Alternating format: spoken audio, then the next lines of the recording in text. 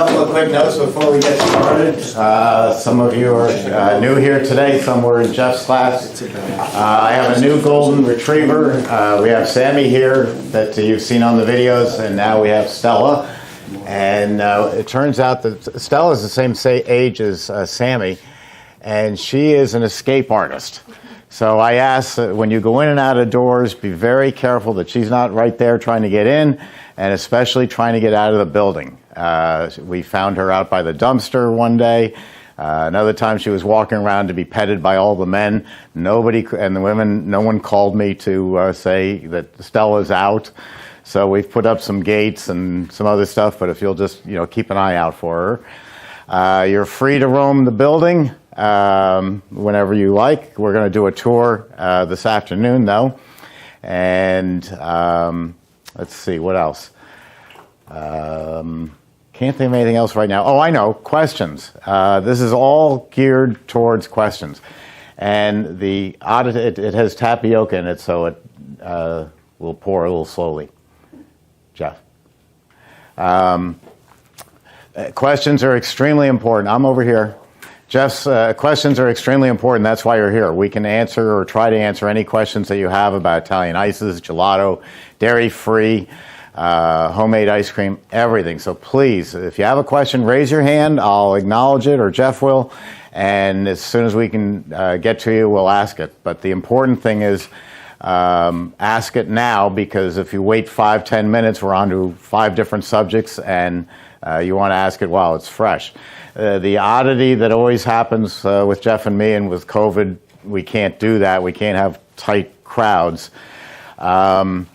Is as soon as we take a break or break for lunch or anything else like that, everybody comes rushing up with questions. Well, ask the questions now, because we can't have you all congregating together. This room and all the other offices, I have state-of-the-art hospital UV light going through all the air. All the air is constantly circulating. It's supposed to kill 99% of all viruses. So it's a really unique system. I have it in my house, and we put it in here, and so that's just an extra thing. I'm just going to make sure that everything is running properly, but it says it is. So we should be good to go. So any questions before we start? Anyone? Yes? Why is that mix so white? Because our mix is not that white. This is a mix you've never seen before, and I'm going to start on that right now. So Mike, are we ready? We're rolling. Okay. Good morning, I'm Steve Thompson, president of Emery Thompson Machine, and welcome to Make It Fresh. We're going to be making 6 more videos today, which I think will take us up to about 421 how to make videos. So anything that you need to learn about frozen desserts, we've covered it or will cover it, and we are constantly adding more videos to help you. My approach to business is to give you all the information for free and answer all your questions at any time, and if that works out for you, then maybe you'll buy a machine from me in the future. But you don't have to. You're welcome to call me, even if you have someone else's machine and you want to know how to make a great lavender chocolate chip ice cream. I'll be glad to teach you. So we're going to start off right away. I'm going to do some oldies but goodies. We're going to do some flavors that we've done in the past that were popular. And Jeff and I get along so well. The first thing he said to me, "Why are you making that?" Well, it's because it was popular. It's grape nuts raisin ice cream. Grape nuts is not the flakes, it's those crunchy ones. When we were teenagers and all of us were getting, molars taken out and things like that, as a joke, we would send our best friend a box of grape nuts, because there's just nothing harder on earth to eat. But it's a popular flavor up in the Boston area. It's a #1 seller, and so I thought I'd show it to you, the rest of the world, and how to do it. With a twist.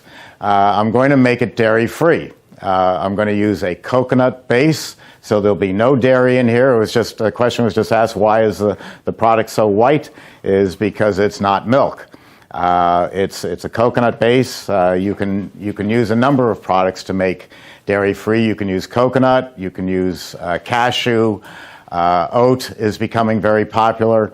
There's a lot of different ways to do it. This is made by a dairy out in the Midwest called Meadowvale.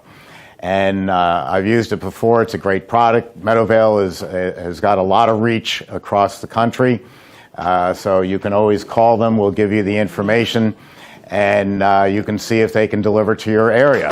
They can ship it frozen and in 2.5-gallon bags. So a lot of places in the country will be able to use it. And instead of using a powder, it's a fresh product. I kept this frozen up until yesterday, and so we're ready to go. I'll pass out the formula in a little while. I just got so busy I didn't get to print it out, but I have it for you, and I'll give it out to you while Jeff is making one of his concoctions. How eager they are for that formula. Oh, you bet they will when they taste it. I've never made it before. That's the other thing, is Jeff does tried and true products that everybody knows and everybody loves. Something that I never made before? Money. No. I'm not making a dime here, but I am making something I never made before. All right. We can't wait to see it. There you go. But I usually specialize in making oddball flavors because oddball flavors like lavender, chocolate chip, all of a sudden happen to go mainstream. Hence the shark. Oh, yeah. We're not going to talk about the shark. We'll talk about the shark another time. It was a flavor. It was a good flavor. It cost me a lot of... Who wouldn't like shark meat ice cream? It cost me a lot of dental bills. So we're going to try to continue here. So I have made this product before, but I've made it with dairy. So now we're going to make it dairy-free and see how it turns out. And the Same last proportion of this mix as ice cream mix, dairy to non-dairy? Yes. Okay. Yep. And I'm going to try something different because in the past, after I've made a flavor, I have stood up here, as anybody with an ego would do, and say, "Isn't it great? Don't you love it? Isn't this fantastic?" And everybody either kind of nods their heads or they're spitting it out into a trash can. I started doing something last time, which really turned out to be a lot of fun. After we gave it out to everybody, my first question was, "Okay, what's wrong with it?" And I'll ask that today, and then we'll start breaking it down and say, it doesn't have enough flavor, it needs more of this, it could use less of that. And so we'll get some real feedback. Instead of having to make 10 different variations of it, you all are going to help me perfect this formula, and before I hand it out to you, we'll add the changes to it. So we'll see what happens. It may work. So we've got the non-dairy blend. Again, no dairy in here whatsoever. Got my grape nuts, golden raisins. I'm going to put in a little vanilla. Have we seen the vanilla yet this week? Well, this is your vanilla. That's my vanilla, yeah. That you don't pay for. You want to use this? Yes, I do. That's the good stuff. Right. So Free stuff. this machine is already sanitized. This is a 12 quart. The 12 and the 24 are the same machine. We take all the components of the 24 quart, the bigger compressors, the bigger motors, and we put it into the 12 quart, which is just a smaller barrel. There's so little price difference, $2,000 between a 12 and a 24, that when you are eventually looking for a machine, this one makes one tub in a set amount of time, and its sister machine, the 24, makes 2 tubs. So you'll find out you'd much rather have 2 tubs at $15 an hour labor than 1 tub. So And a full batch, the 24 makes 6 gallons, and the 12 obviously 3. So this is a thicker product, and I'm spilling a little, that's okay. It's got tapioca in it, so that it's natural, but that makes it a thickener. Boy, I'm really spilling. I think that's going to make it spill Hold it more. higher. Okay.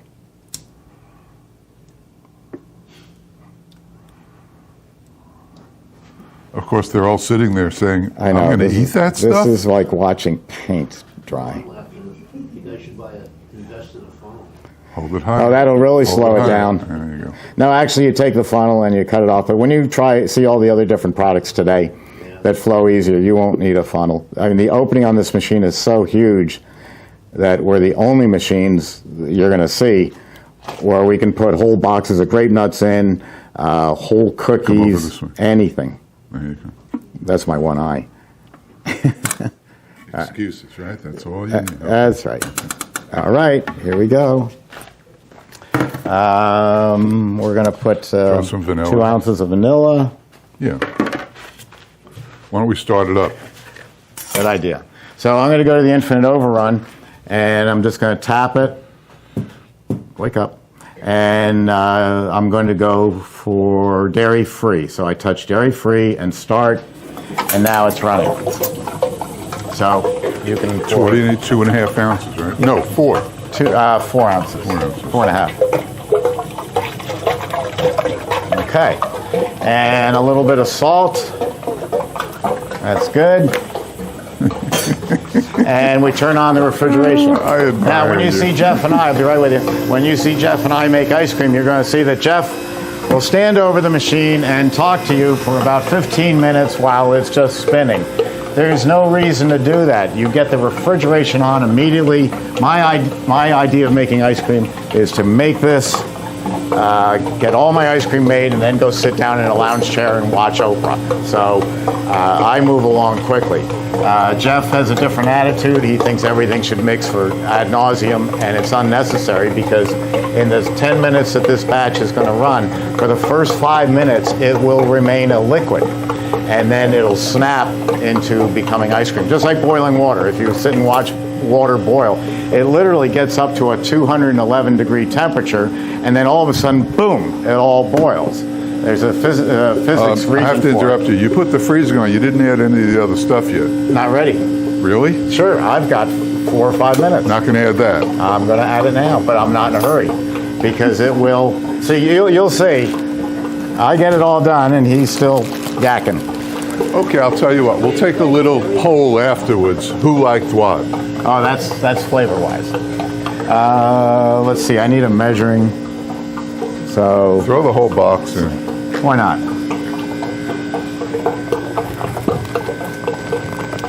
Mike, my senior tech, who's running the board this morning, 2.5. was just talking 16, about 20. How many ounces in that box? 29. Don't add the whole box. All right. So let's measure it. No, you don't have to. Just leave this much in the box. Okay. So Mike was saying that if people only realized what makes the flavor so unique to everybody else, any other ice cream on the market that, from an Emery Thompson, is because everything goes in the machine. Oh, we got more to go. Okay. So and technically for every particle of dairy or non-dairy or Italian ice that we make that's in the machine, there'll be a particle of flavor right next to it. When you buy, we put Haagen-Dazs and Ben & Jerry into business. I worked for Reuben Madison, his mother in the Bronx. That's Haagen-Dazs. And they were batch freezers for many years until they got so big they went to something called a continuous freezer. A continuous freezer only cost about $200,000. They only make vanilla ice cream. That's all they do. Big, long cylinder making vanilla ice cream. And then at the end of the line is a box like this called a fruit feeder. That's $40,000. And it injects the grape nuts into the ice cream. It injects the strawberries into the ice cream. So commercial ice cream, no, not yet. Commercial ice cream, I've been trying to teach you how to make ice cream for years. I know. Commercial ice cream is it's vanilla ice cream with stuff added to it. Our batch freezer, with the ability to throw everything in there that no other batch freezer has, for every particle of dairy or a particle of Italian ice, there's a particle of flavor right next to it. So the flavor will always be stronger. See, now that he's intimidating me, I'm going to slow this down to show him that. How long's it been? Long enough. 4 minutes. Put 4 those minutes. raisins in there. 4 minutes, and it can still go in. How about that?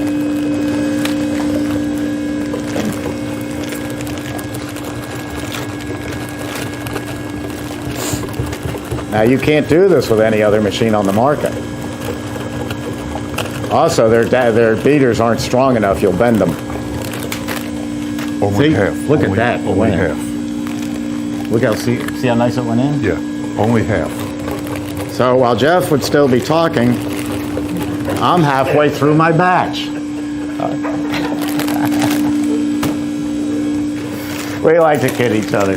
We've been doing this since 2008. and enjoy each other's company. 12 You guys years? are all just 13 peripheral. years? 13 years? Was there a question out here I missed? Yes. What is the difference between the dairy-free cycle and the regular ice cream cycle? The difference between the dairy-free cycle and the regular cycle is the speed of the drive. The dairy-free is not going to have as much air in it because it doesn't have fat cells. It's dairy fat cells that expand. Water doesn't expand. Well, it does a little. If you have a wood boat on Lake Michigan and winter comes, by spring you're going to come back to a crushed boat because water expands 17%. Just like, is there anybody? Yeah, there are enough people here that are old enough to remember what an ice cube tray is. There's a few here who have never seen one. But an ice cube tray, you fill it with water, and you put it in the freezer, and you fill it nice and level, and when you pull it out tomorrow, all the ice cubes are crowned over. That's the expansion of water. That's why that boat gets crushed. So, since we're only going to get the expansion of water, I don't want to put a lot of whipping action into it, so I have set up homemade or super dairy-free for a speed that I prefer, that I find to be the best taste. The homemade setting is too high. This one's running at 160 RPM, which doesn't mean anything because you could take somebody else's machine and set it to 160 and it wouldn't be the same. What do you call it dairy-free ice cream? Because you can't really call it ice cream, can you? Or Well, that's a good question. Why do I call it dairy-free ice cream? If you're an individual store in a town, I'm going to call it dairy-free ice cream because it's very descriptive. If you're Breyers, who is now experimenting with dairy-free, and they use cashew, and for some reason every bite is like eating the Sahara Desert. It's awful. But what Breyers does is they have a big close-up picture of a scoop of mint chip ice cream. Your brain says mint chip ice cream. It says in block letters, dairy-free. So we've got dairy-free, no dairy, the big scoop of delicious-looking mint chip, and then down here in little tiny print it says frozen dessert, because they can't by law call it ice cream because it has to be 10% fat or higher. The federal government hopefully is not going to come and take me away in a Chevy Suburban because I call it ice cream, and it's just more descriptive that way. But that's up to you. When you get up to 5 or 6 stores, then you got to start worrying about it. It's like I call it Oreo cookie ice cream because I use Oreo cookies. If you're Breyers again, you have to call it cookies and cream because Oreo cookie in their infinite wisdom won't let you advertise for them free all over the world by saying Oreo cookie ice cream. Talk about bad marketing. Who else? Yes. Dairy-free, do that have anything to do, like, if you lactose tolerant? If you're lactose tolerant, this would be perfectly great to eat, but that's not why I make it. It used to be called vegan ice cream. That's also a bad term in my mind. A vegan sounds like an 89-year-old man who weighs 89 pounds and you just want to buy him a good Ruth Chris steak and a baked potato. So I don't call it either of those. I call it dairy-free because it's descriptive. And also your target market is the millennial age group, 21 to 39. For some reason, they have decided they do not like dairy the way us baby boomers do, or a lot of other people.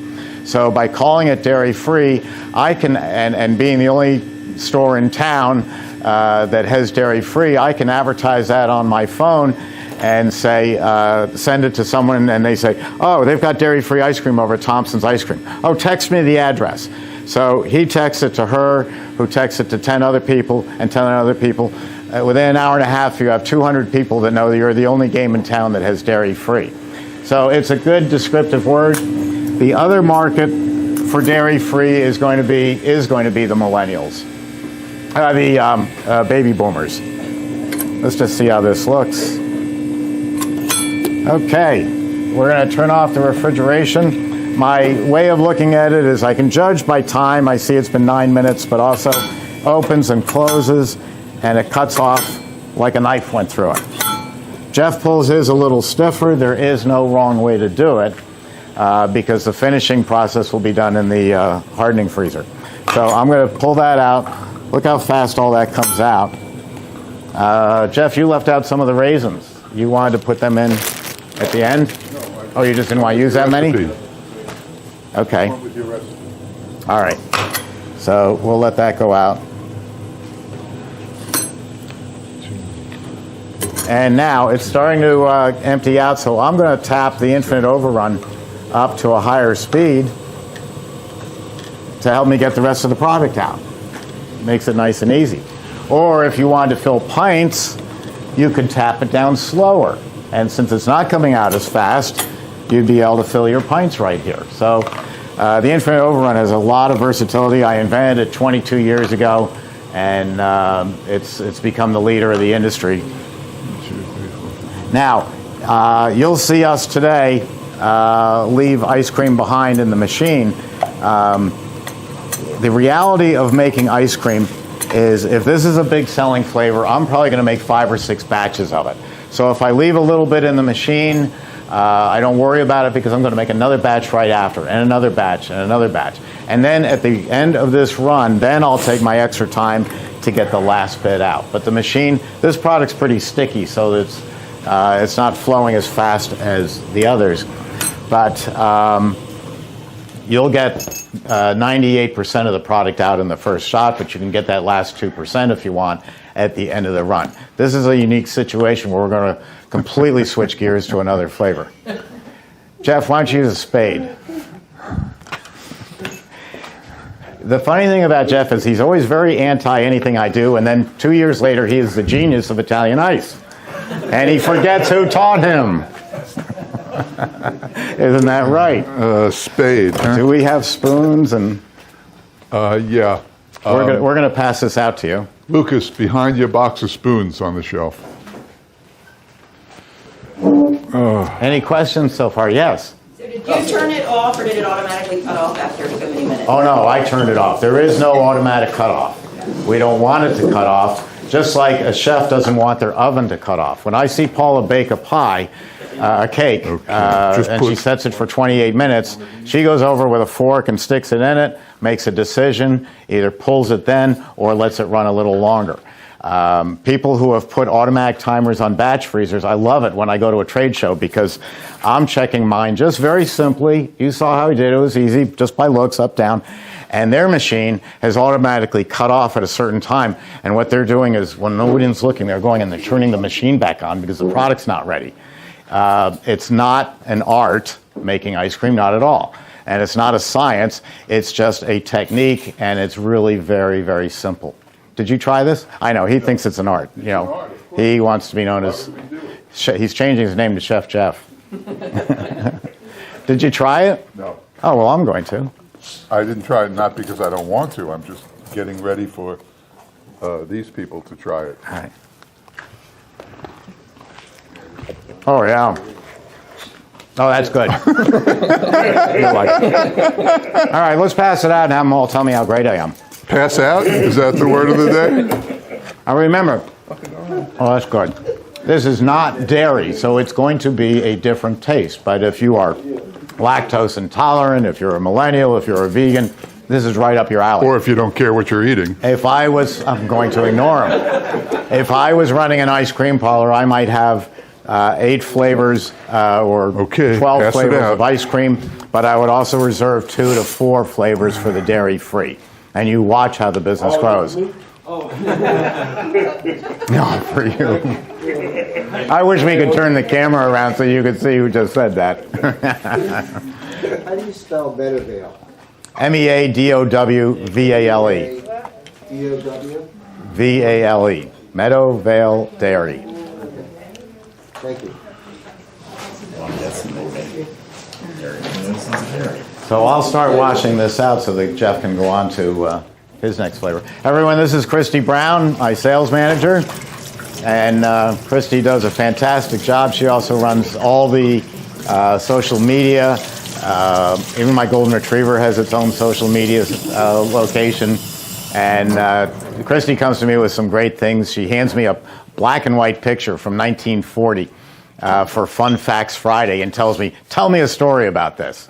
And I go, well, first off, I wasn't born, and second off, there's a body buried about 3 feet over from the wall of the building.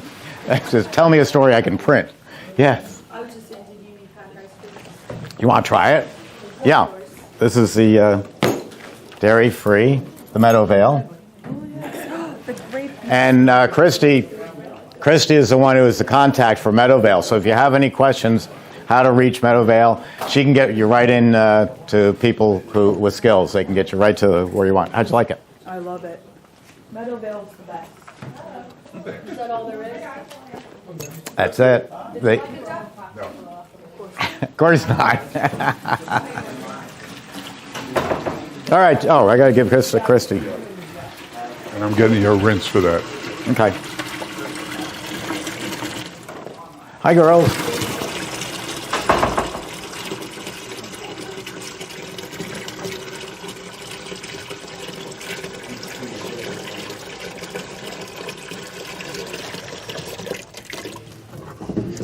Between flavors, we rinse to get out the particulates, you know, the grape nuts, the raisins, and stuff like that. You have water? I'll do it. Oh, this is Jeff's squishy container. These are great. How much water do you use? It doesn't matter. Oh. Who said that? Okay. I just like to keep track of who's asking what question. Yeah, he's writing it down. Okay, I don't know what to make first here. I was going. Well, put something under there. I was going to use. Why didn't you use? Okay, I'll tell you. No, hold on. Put it back. I'll just use this. All right. I'll wash this. You go ahead. Well, I was going to use this machine. Yeah, I'm going to wash it out for you. I don't know what to make first. I don't know. Okay, I'm going to make three You things can tell this today. is unrehearsed. I'm going to make three things, and I don't know what to make first. It doesn't matter to me. So why don't we, what? Okay, black raspberry. All right, I don't care. We'll do that. This is black raspberry chocolate chunk. It's one of the, for 11 years, it's been a staple at the store. And every time we do an event off campus, out like a rec center, a church, or whatever, this is one of the flavors they want, black raspberry chocolate chunk. I, of course, am known also for adult flavors, but since most of you are under 21, we'll make it non-adult. I'll use the small machine. This will be ready in a minute. I said I'll use the small machine. Well, we have to do it for something. Might as well do it for this. Oh, the rest of my flavors are on there. Okay, good.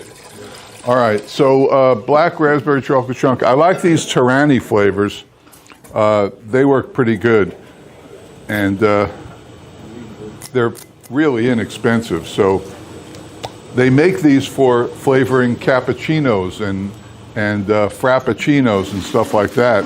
But we had a coffee bar at the store, so I was buying it for that. And then I discovered, let's try to make ice cream with it. And they work out real good. I've got a whole assortment of them there. And they're excellent. Well, you'll see. You'll see what you think. Okay, this is regular mix. Regular mix comes in these bladders. The standard is 2 bladders to a box, a case they call it. 2 of these. These are 10 quarts of ice cream mix, which, as Steve likes to remind us, is really a misnomer. It's dairy mix. It's butterfat, 10% we use, and milk solids and skim milk and all that good stuff. Okay, so in this formula, we're going to use the small machine, 2.5 quarts each. Let's go 3 quarts.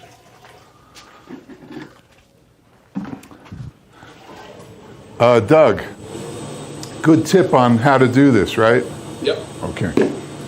Should I let it out? What could happen? Should I? What could go wrong? When you're measuring something, the normal is to put it like this and then pour in either these or a measuring cup if you're using that. But the problem is when you have something like this and you're pouring it in, you're trying to pour it and look over here. So simply turn it away from you. Oh, that's genius. And then you pour and you can readily see. Genius, right, Kevin? Okay, so we need, what did we say, 3 quarts?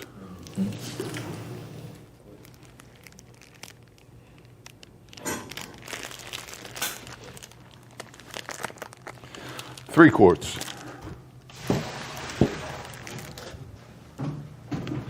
And I like to put it first. The first thing in the machine is always the mix.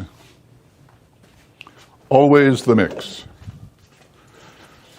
You're awfully quiet over there, sir. I'm re-sanitizing Are you? because I put my hands in there. So I'm very big on that.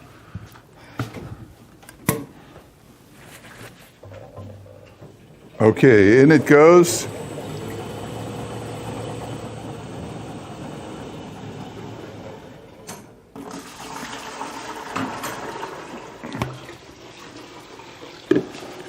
Three quarts of that. There's really only 3 ingredients here. We'll add, I don't know how many ounces of this. We'll start it up first.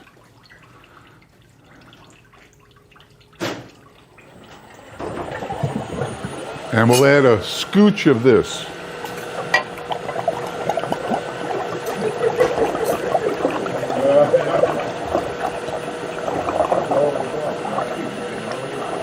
That's just about right, I think. Huh? Is sugar in that affected freezing? Nah. Yes, of course it does. The more sugar in the product, the longer. Yeah, but it doesn't affect the freezing to any extent that you have to think about it. When you put it in the freezer, it'll freeze. I worry about world peace. I think about everything. I'm not doing so good on world peace, huh? World peace or world pizza? That too. Okay, They we're get going to mixed add up. some. These are brand new today. Chocolate chunks. We'll add a little of that.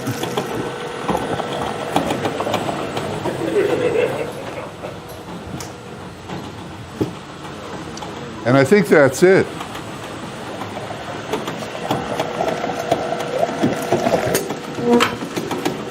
Now, I always do something before I hit the freezer. Right now, it's mixing it. And before it hits the freezer, what do I like to do? I like to taste it. Because focusing, when you make an ice cream, you got to focus. Everything may be great, you taste it, you go, whoa, wait a minute. What happened to the blah, blah, blah? And that's because you were distracted, playing Candy Crush, texting on your phone, going to the bathroom, whatever.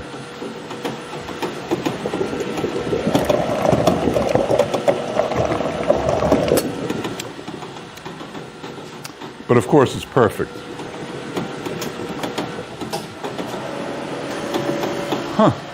They changed the timer. Now the small machine, you changed this. The timer, now when you hit that, it works. Yeah. That's good. Yeah, we changed it. Not on this one, though. Older machine. Yeah. This one's about 14 years old. Really? We just keep upgrading it. I but we better haven't- get a great price on We it. haven't done. We haven't done the final upgrade. What you hear banging around are those chocolate chunks. Okay. What? I just went into Mike and I said, the machine's making a banging No, noise. no. He said, go stand by it and let me hear it. No, That's our it's- senior tech in there. It's chocolate the chunks. chunks. Normally I add chocolate chips You're and you don't scaring me. hear anything, but this is chocolate chunks and they're big and they were frozen. So it's the blades are having their work cut out for them with the chocolate chunks. Thank you. I wondered what that was. There you go. Always an answer. Always worrying about everything. Whoa. Me. Whoa. Oh, thank you. Now, okay, so back while we're waiting for this, what's wrong with this product? Anything you can think of? Honestly, yes. No vanilla? Excuse me? No vanilla? We added vanilla and needed more. Oh, I'm sorry. I thought you meant this thing. No, the dairy-free. Oh, you want to add vanilla to this? Who said that? No, Do you want to? do you, Do you want to? I don't know, do you need Do to? you want to? Say yes or no. Yes, I'll add it. No, I won't. No. No? I'm gonna try Okay. it without. Yes. Oh, thank you. Yeah. Great. Oh, yeah. It tastes. You can really taste the coconut in it. Yeah, yeah, It's you delicious. can. Which I think It is a was- pleasant taste. Yeah, it didn't feel like how we had the ice cream and everything yesterday. It didn't feel like it weighed you down. So Right. good. Yeah, I And, like and it. if you're not going to eat dairy, I think this is a very good it's a I like great the crunch. alternative. Yeah. I like the crunch. Isn't that fun? Yeah. So now you can make it with a Boston accent. However, that's all I liked. Yeah. You didn't like the golden raisins? I hand-picked those I didn't myself. get any. I just tasted a little. I didn't I get the flew out to raisins. Southern California and picked those. All right. What do you want to do now? What do we do now? Well, it's So the rinsing that I did is not something you would normally do between batches. You would plan your production. You would make vanilla, then butterscotch swirl, because the swirl is added as it's coming out of the machine. Then you could do a chocolate swirl. Then you would go on to strawberry, then Bordeaux cherry, because the strawberry, any strawberry left in the machine, very little will be covered over by the darker Bordeaux cherry. Then you could go to black raspberry, which will cover over the Bordeaux cherry. And if someone gets a little piece of Bordeaux cherry in their black raspberry, they'll never notice. So you can go, if you plan your production, you go bing, bing, bing, bing, you could go 8 hours without ever doing the rinse that I just did. Yes? Would you go on to chocolate after that then, or would you not do that? You can go on to anything you want. If you didn't rinse out, you would have chocolate with grape nuts in it, which might be an interesting flavor. We might have to try that next. Chocolate chip grape nuts. Yes. I noticed you wind up throwing away maybe about 60% of your ingredients in the can No, from the rinse. it wasn't that at all, but it was more than I expected because the product itself is sticky. I thought that there was plenty of flavor in it, but that normally wouldn't happen. With a dairy product, which is much looser, you're not going to get that being left in the machine. Okay. And also, this was the first time I tried it, so I might modify how I made it. Okay. But I thought the question about the timer was good because we don't even turn on a timer. And if you want a timer, there is one on the machine, but also you can get something with a bell so that it's like buying a new washing machine. When you first buy a new washing machine, you actually stand there and you wash your dishes, wash your clothes because it's brand new. After about 15 minutes of that, you ignore it for the rest of your life. You turn it on and walk away. So while Jeff, normally if he was making a production run, instead of us standing here talking, he'd be getting his tubs ready, he'd be getting his flavors ready. So you're using up your time efficiently so you can get out of here and go on to something else. So you can crank out a lot of ice cream on our machines in a short amount of time. I have the 24, and I try to do 80 to 100 gallons at a run. It takes me about 4 hours, 4.5 hours.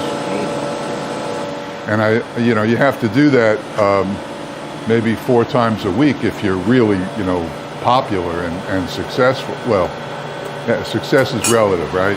But if you have a lot of customers. If you talked to me 20 years ago and said, how much would it cost for me to get into the ice cream business? I'd probably say about $120,000. Today, I would say realistically, you could do it for $35,000.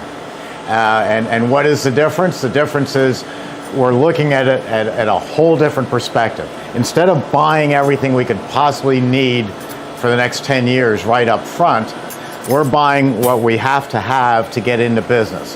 I tell people, and they don't believe me until the process is over, I'm actually here to spend as little of your money as possible because I know you're going to be successful. But if I start you off with a big $10,000 credit card debt and a $100,000 loan from the bank, as Jeff has said to me before, you've got to pay for all that before you start making a profit, technically.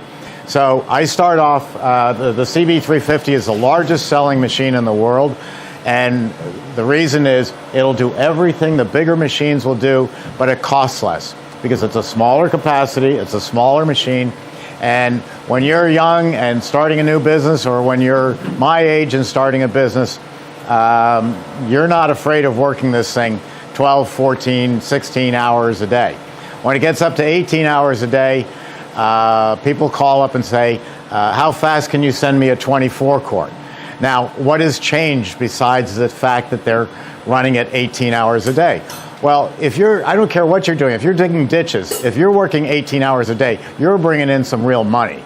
So if we get you started this way, then you will gradually move up, and you'll get to the equipment size that you want, where you're like Jeff's business, where he's working 4 hours to make all the ice cream he wants. But to start out that way, people ask me, it's kind of a loaded question, but they say, what is the key to success in the frozen dessert business? Well, number one, the best product you can possibly make, and number two, $5,000 cash in the bank. Because this company, that company, anybody you deal with is not going to give you open account for the first year. So rather than run everything up on credit cards, which you'll never pay off, it's better to have cash in the bank and hold back on your equipment or your signs or the tie-dye shirts. They can come later. Right now, just get the product out there, best you can possibly make. And one thing that took me a long time to learn from Jeff is don't worry about the cost of the product. If you're an accountant and you're going to sit there and worry about the Hydrox cookies cost 4 cents less per portion than the Oreo cookie, and they don't taste as good, go for the Oreo cookies. Go for the Ghirardelli. Make the best you can, because your reputation will allow you to sell it at a great price. Did I do the speech that you wanted me to do right? Close. Okay. Close. Yes. It won't allow you to sell it at a great price. It'll allow you to sell it at a fair price and have customers returning often. Steve, what's the waiting time? How long do you have to wait to get a CB350 if you order it today? The max wait time for my machines, because we keep getting bigger, is 4 weeks, which is a real fast amount of time in this industry. And oftentimes we might have it for you in 2 to 3 weeks. Yeah, it depends on, we hand make all the machines, which you'll see on the tour later, but the CB350 comes only one way. So where I'm custom designing the bigger machines to the voltage, which country, the power. This one, I can build 15 or 20 of these at a clip. So and they're always sold out before the run is finished, but there's another run coming along that'll be finished in 2 weeks. So we'll have it for you pretty quickly. Anybody else yet? Yeah. Now, as you making it, do you have should we call you, or do you have a booklet as far as like the different flavors that you can go down the you line? mean like this? Yeah. You mean Make sure like you're that? on camera. Yeah. Hey, Jeff, on camera. You're not on camera. I am. No, you're not. He's on camera. Okay. Boy, you're getting fast at that. So tell us about the book. This is a book of about 22 original recipes that I started the ice cream store on. And what's up? We're good. It's okay? You want to let a little out?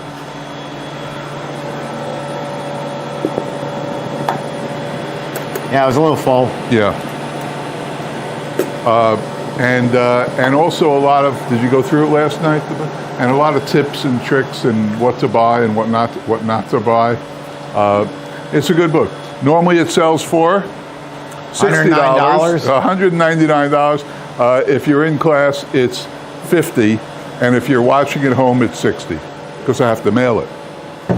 Besides Jeff's book, which thousands of people have made a whole business on, these classes we're doing today, we videotape them, and we break them into the 20-minute segments that we're running.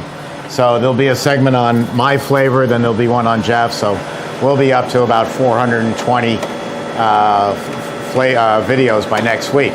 And you can watch those, and if it's my videos, the formula is there for you to take. If it's Jeff's video, you want to hit the pause button and see what he went for. And you'll see him reach behind here. He's pulling out some secret ingredient and going like that. But you know what? The lady who asked about maybe putting in more vanilla or not, we can teach a class of this size how to make this product today. But then when you have your store, you'll say, you know, Jeff's product was really good, but I think it needed about 3 ounces of vanilla. Right. More that's sweet, what makes less it sweet. Yeah, that's what makes it your formula and not Jeff's, or your formula and not mine. Is we'll teach all these people, thousands of people, but they'll all have a different Oreo cookie ice cream or mint chip ice cream. They'll all be different, but they'll have the basic mathematics of this is what needs to go into. And make mine will ice be cream. the best. True. He makes better ice cream than I do. Yes. So I like the consistency of this, like in regards to the softness of it. So what temperature would we keep it so then the next day it would be as soft as this, or would it just automatically be hard ice cream? Well, we're going to serve it as a hard product. It's not a soft serve product, though I believe you can run it through a soft serve machine if you want to spend $30,000 for a soft serve machine. What we're going to do is we're going to put it in the freezer. Christy has already put it into pint containers and it's all called for. And we're going to freeze it down solid, and then we're going to have it just like Breyers, but better, at home to scoop when we want. And certain ice creams, when you put it in the freezer, like when we put these in tonight, tomorrow, certain ones will be hard, certain ones won't be so hard, depending upon the sugar or the alcohol content. So if it's a real hard one, then take it out and temper it on the counter. That's what the girls at the store do. They get in at, we're open at 6 o'clock, they get in at 5 o'clock, 5:15, they take out the hard ones, put them on the counter in the buckets, and then half hour later, 40 minutes later, they put it back in the freezer, and they're scoopable. I think this one had more mix in it than it needed, or more ingredients. So I don't know. I took out that much. Normally, I put in 2.5 quarts. You told me to go to 4 on this machine. Oh, well, we'll talk about it. I go 3.5 for flavors that I'm going to add a lot of stuff into, and 4 if it's I only vanilla. added 3 quarts. Yeah. See, this is not your machine. Right. I'm used to the big one. Yeah. So there's some I'm variations. used to the big boys. Yeah. You stick to the big boys. I'll run the small one. Okay. Fair enough. But it should be ready soon. Another half a minute. Okay. Yes. So as far as expansion, so if you put in 3 quarts or 2.5 quarts, like you did in class, how many quarts of ice cream would you get from that? 2.5, 3 quarts? Like how much does it expand? If I put in a total of 3.5 quarts of product, I can get a maximum of 7 out of the machine.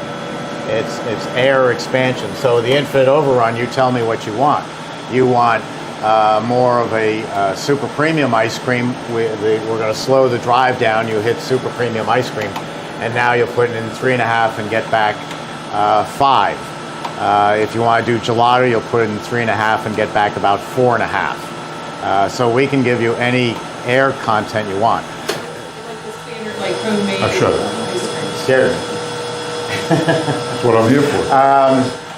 It all depends on what you want to serve.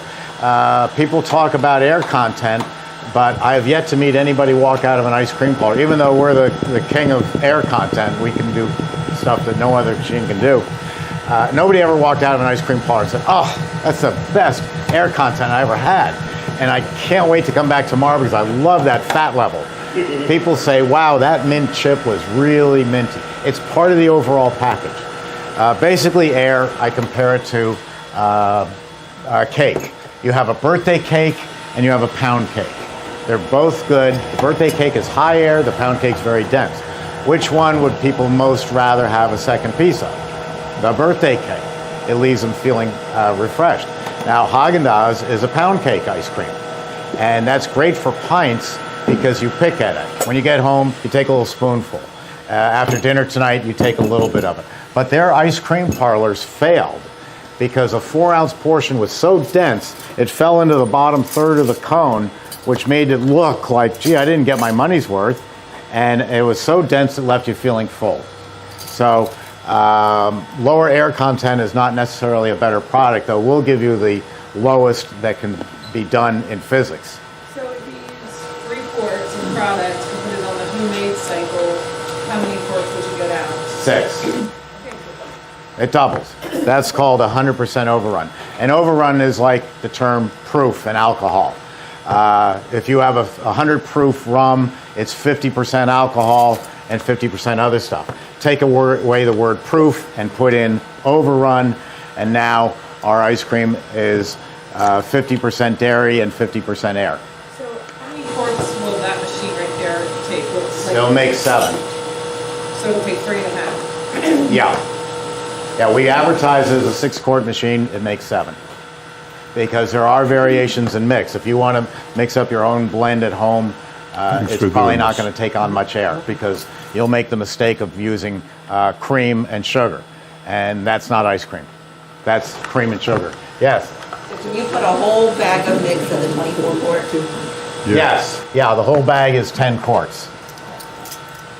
So, and you can make either a 20-quart batch on the 24, or you can make a 20-quart batch. The bags come as 10 quarts. So 100% over and maximum by law is 20 quarts. So I'm going to make 5 gallons of ice cream on that machine. But if I'm doing Italian ices, I'm using tap water and sugar, and they take longer to freeze because of the higher sugar content. So I want to make 6 quarts. 24 quarts. I want to make more just because of the time factor, and I'm not buying it in a bag. So I'm putting in about 17 quarts of product and getting 24 out because it's sugar water. So I have a question. Yeah. So if you throw the whole bag in there,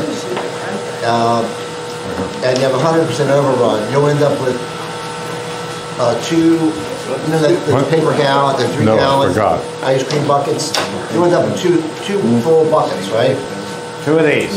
You end up with 2. You throw the whole bag in there. You put 1 of these liquid into the machine, and you get 2 of these back. Right. That's 2.5 gallons. You put in 1 bucket, 1 bag, you get 2 bags of ice cream. Right. 2 buckets. So whatever your cost, the cost of mix, cut it in half. Hi. Ice cream. Ice cream. How do you know when it's ready? Word of God, let's. Oh, he lets you know. Okay. Well, we're going to do a little more. Okay.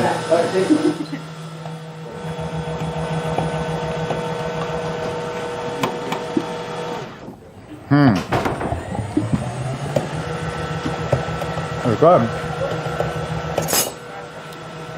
What is this flavor, Jeff? Black raspberry chocolate chunk. Black raspberry. No alcohol.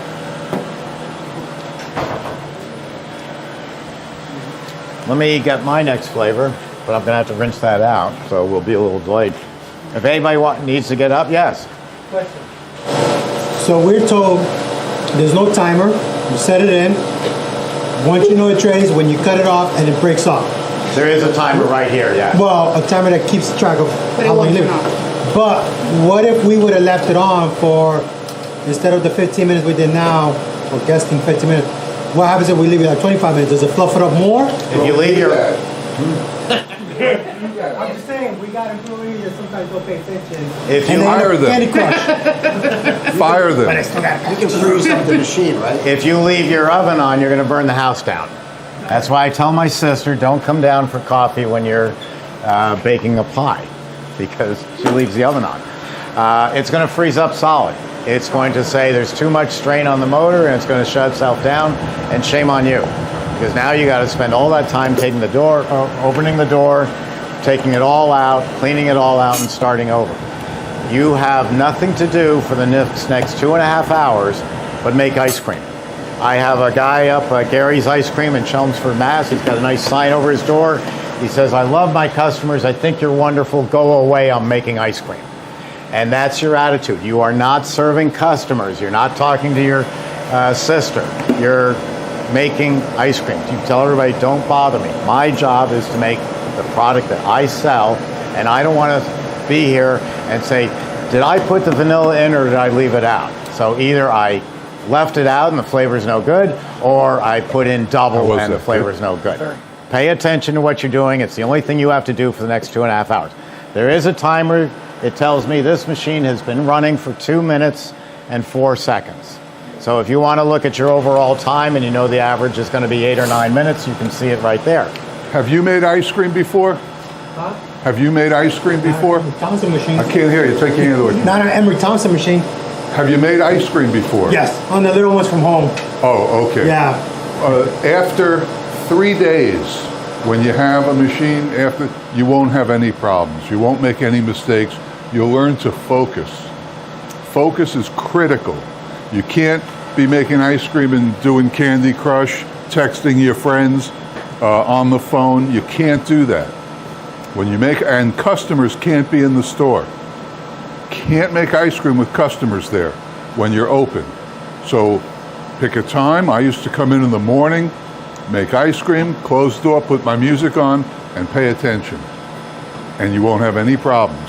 But if you're just going to do it as a lark, as a side dish to your main entree, not going to work. You have to focus. Yes. Question. How often, like at the end of the day, would you open that machine up and take out the blades and clean the blades? Or just rinsing it and sanitizing it, is it enough? And how often do you have to? The health department says they want you to tear the machine down at the end of the day, lay it all out on a table like this, and let it air dry. So that's what you do. And you're looking at maybe 10 minutes at the most. If you had a soft ice cream machine, which has been running from 11 in the morning till 11 at night, guess when you clean it? From between 11 and 12 at night. It's an hour. This machine is a lot less headache than a soft serve. Oh, it's the most simple machine in the world. That's my whole design philosophy, is don't put a lot of junk on it. I'm a gadget freak. It takes me 10 minutes to get into my own house because of all the fun alarm systems that I've got. I don't put any of that junk on my machines because it does no good, and it just makes a simple process complicated. It's the whole purpose. It's a great machine, and it's the largest selling machine in the world, which I'm very proud of. Well, we have a lot of fun here. You're third generation, right? Yes. Yeah. My grandfather invented this. He's going to have more. So you feel like you made an equal contribution to your father and your grandfather? I've taken the business much Yeah, more so. They were a job shop, and we're 3 factories. I've taken it a lot further, but I couldn't have done it without them. It was their designs and their machine. I happened to be at the right place at the right time. Black raspberry. That the way to sell machines went from standing at a trade show like this, hoping someone comes by, to making these crazy videos, which either you love them or you look at them and say, look at those 2 clowns up there. I'm not familiar with videos before I ever made ice cream. Oh, I'm sorry that I bored you so badly. No, I watched them. Sometimes I watched them twice. Yeah. Thank you. I had a guy. We all growing up. Which outfit do you like better? Growing up, we used to take our children and put them in front of the TV. A good-looking woman would help. Jeff could go, but a good-looking woman. I'll go get the flavors for this. Okay, I have your rinse right there. Okay, I'll start that. I was saying that we raised our kids on putting them in front of the TV watching Sesame Street.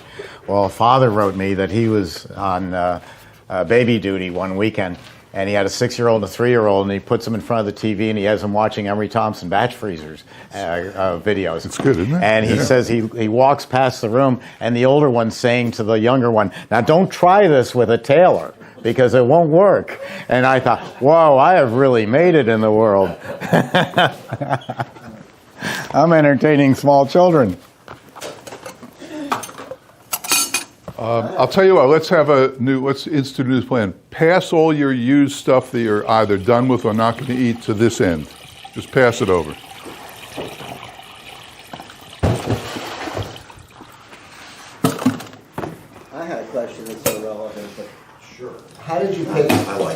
coming from Brooklyn, how did you find this location? What made you locate here? Actually, it was the Bronx. Neighborhood, 2 blocks north of Yankee Stadium. I sold the building to Steinbrenner to become a parking garage. But what got us here is I was always in Florida. I was always coming down to Florida, and my family would vacation down near Fort Myers, Captiva, Sanibel, that whole area. So I wanted to put it down there. But I found out that what Walmart found out. Walmart has a big distribution center here in Brooksville. It's so hidden away you don't see it. And what they found out is we have the conjunction of I-75 and Florida's Turnpike coming together just a little north of here.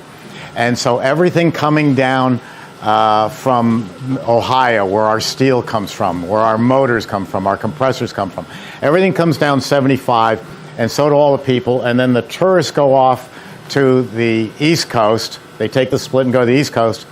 But the materials would come down this side.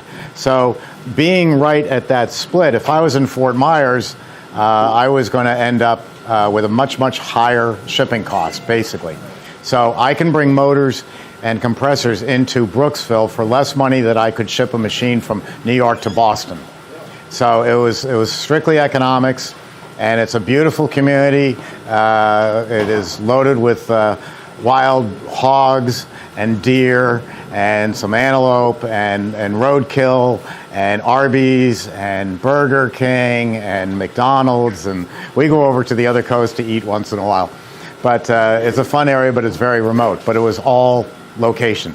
And I've got the greatest workforce in the world. Really a lot of fun and good people. So that's what got us here. That's what they didn't like about the latest one. Okay, so what would you change on Jeff's ice cream? Oh, this is not fair. Did you pay them in advance? Yes. I think, what was that? Surf or whatever that was? Yeah, the Torona. I think it just was overpowering on the ice cream itself. Okay. That's what caused the slow freezing, because that's mostly sugar. Yeah. I thought it was a little high in that too. Yeah. Anybody else? No? Just a little strong on the Torani. What's that? It was just overly strong on the Torani. No, it was perfect. They just don't know.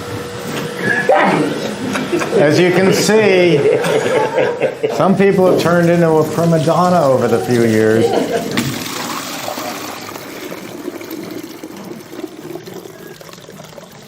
What are you making? I don't know. I got to go run into my office and grab the next flavor. And then over lunch, I'm going to print these all out for them. When it's too late.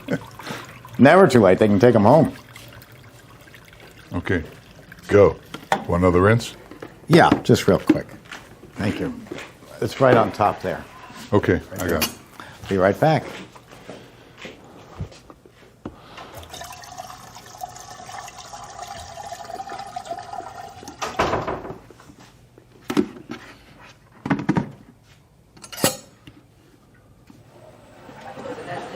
It's not a sanitized. No, You just sanitize it. only sanitize the end of the night. He does it in the morning. I do it when I break down at the end of the night. I clean the machine, I break it down, I set it up again, sanitize, close it, and go home. And then the next morning, I'm ready to roll. I'm going to use this product. This product is so popular with my wife. What is that? Acai. Jeff, you make fun of my flavors, but they get talked about everywhere. So did Ted Bundy.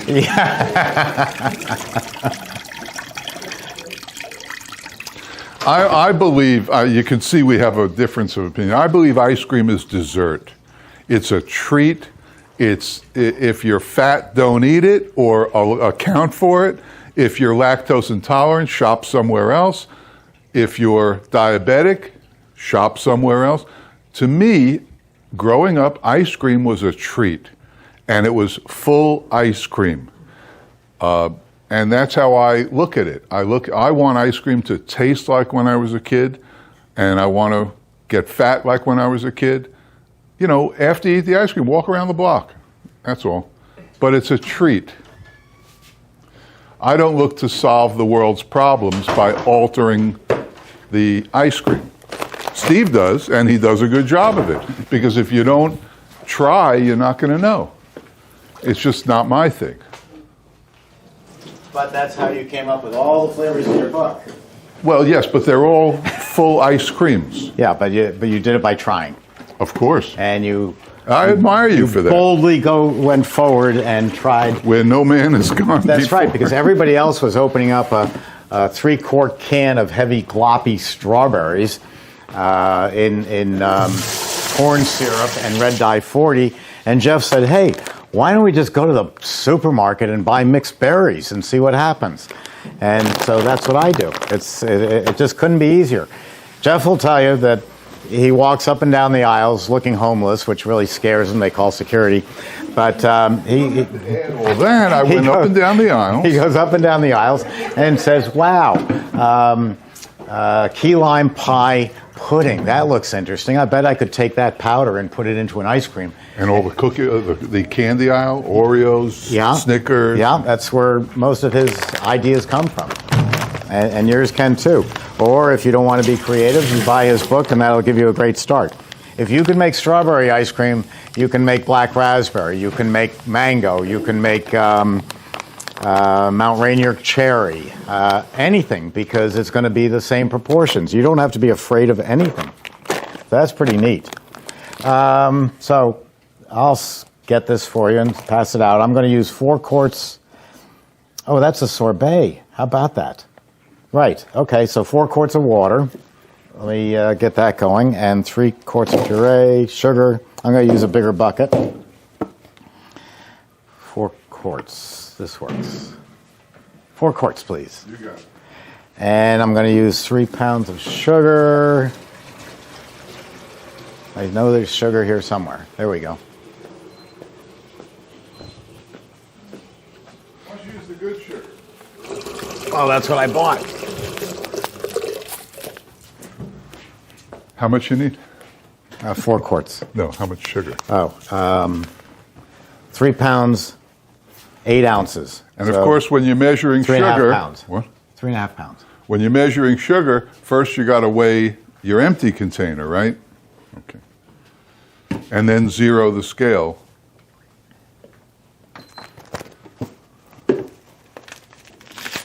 So acai, impossible. It took me, You have to say it right. It took me a year and a half to learn how to say it because otherwise you're going to embarrass yourself.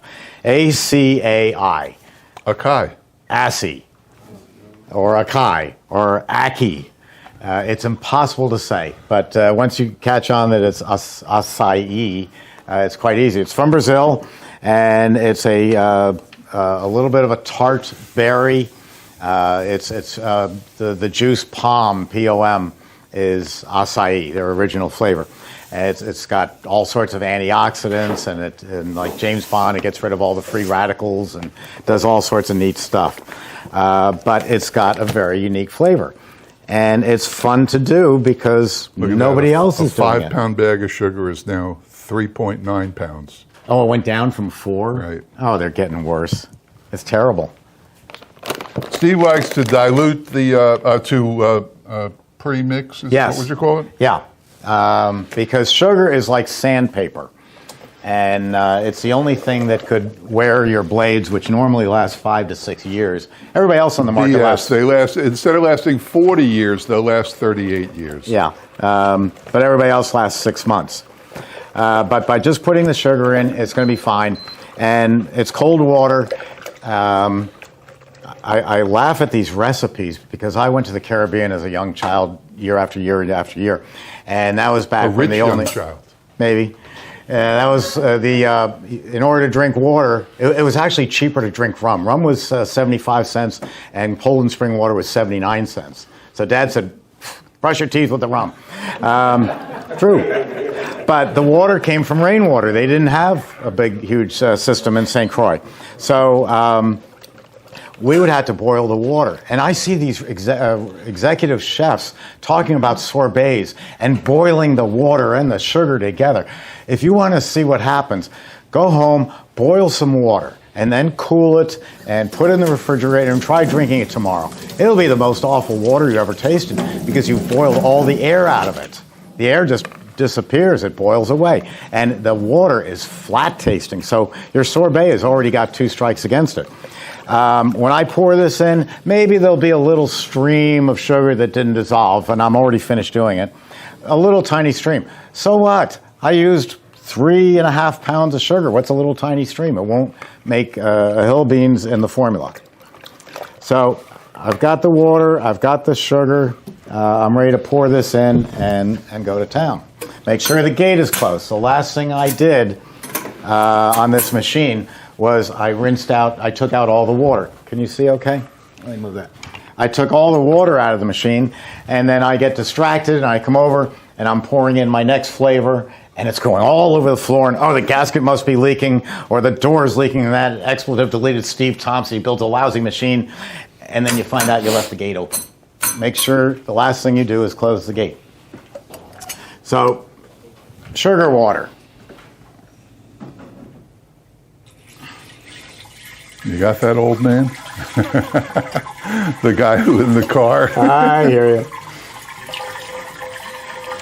Steve got, well, I'll let him tell you. No, it's okay. I have a new car. It's a little bigger than the Starship Enterprise. And I was backing out, and I wasn't backing out fast enough for someone, and so this man yells out the window, "Hey, move it, old man!" And I got out, and I walked over to him. I said, "Thank you very much. I've been waiting for someone to call me an old man, because now I can go into the class of people that don't give a rat's behind about what you say." And he didn't know what to think of it. Okay, I'm turning this on. No, I'm not. I'm going to stop that, and I'm going to go back to my list, make ice cream, and I'm going to pick. This is an Italian ice. So, where are we? Go to the next page, and it says Italian ice. There we go. And hit start. That gives me the speed I have picked for you for Italian ice. Now, if you're an executive chef and Steve doesn't know anything, you also have up and down arrows. So if I picked one speed and you want 5 RPM less, you could just tap it up and down. So that's in there, and I'm going to start up this. Now we're freezing. I have a couple of bags of berry medley. These look good to me. Strawberries, blackberries, blueberries, and red raspberries. It wasn't in my formula. It wasn't even what I was planning to do. But I thought it looked nice, so I'm just going to get it and just... I thawed them first.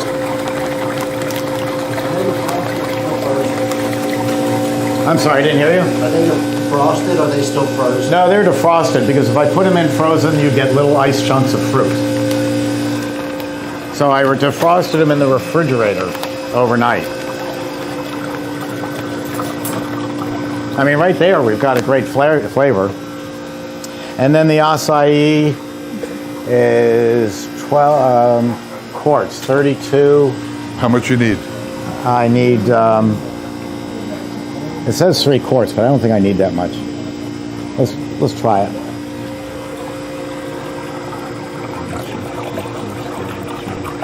This will take a while to freeze because it's an Italian ice and because it's a high sugar content.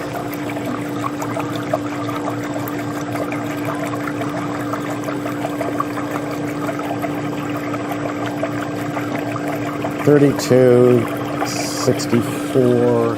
Is it 3 quarts? Yeah, that seems too much. Yeah, that's way too much. This is 46. 3 quarts would be adding this whole thing. Yeah, should I add half of that? I think so. But we more. can always taste it. But more. What? But add more. What do you mean? I just more? put one in. Yeah, add a little bit, and then we'll taste it. That's all. We'll just taste it and see what it is, what it needs. That has a flavor to it, right? Oh yeah, that's the key flavor. Okay, I'm going to turn it off for a minute. Turn off the refrigeration and wait. Oh, I don't have to open it up, do I? That's very good. As is? That's very good.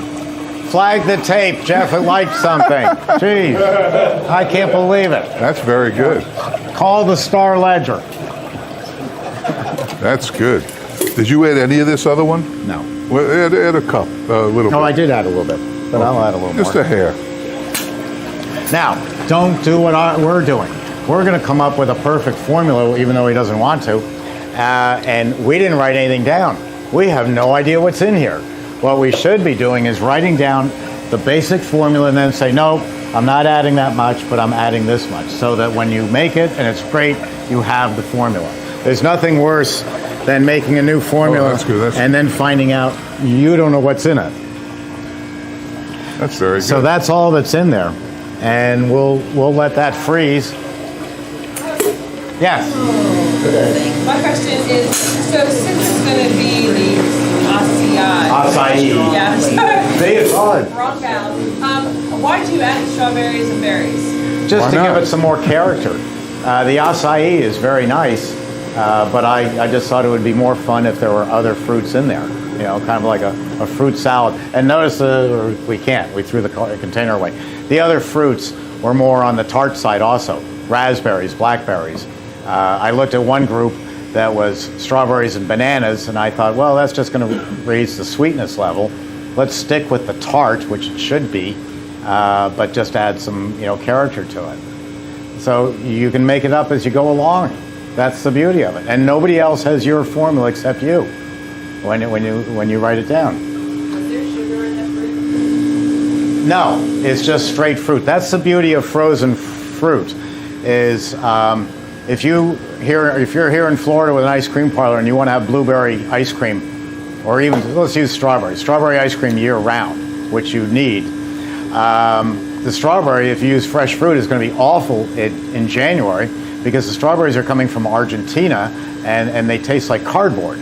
If you wait till February, they're grown here in Florida and they're slightly better.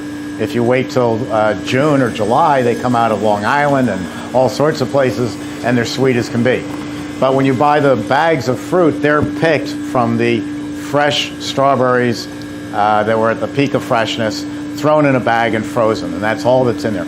And you buy the store brand. This is one place where I go cheap. The bag of Dole strawberries are very nice and pretty and uniform because they want you to put it into a nice champagne glass like this.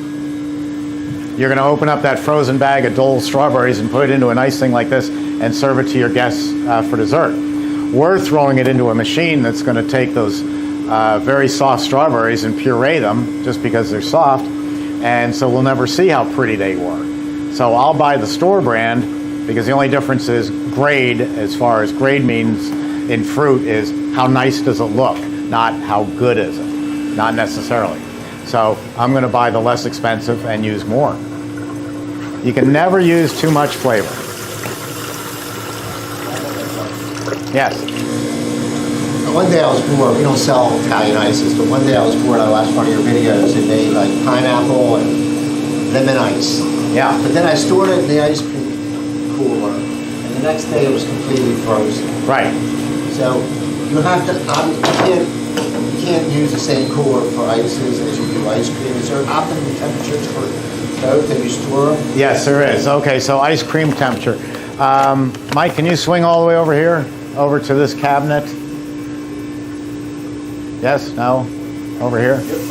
Okay, so your normal dipping cabinet, we call them dipping cabinets. They come visual that you can see the product, or the floppy door. This is what my grandfather was using before he invented his machine. This is what I call a floppy door cabinet because the lid flops over on itself. They hold their temperature better than the glass ones, and they cost less to buy.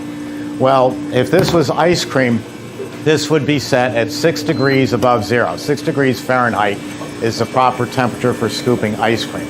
Italian ice, the way I make it, sugar, water, and flavor, no chemicals whatsoever, is 10 degrees warmer, 16 degrees. So I made that lemon ice yesterday. I put it in my chest freezer. It froze up solid as a rock. And tonight, before I go home, I look at the weather and they say, oh, it's going to be a beautiful day tomorrow. It's going to be in the 70s. I know I'm going to go through a couple of tubs of lemon ice. So I'm going to move them from the you can't scoop it into here tonight. And by tomorrow when I want to serve it, it's now warmed up to 16 degrees and I can scoop it.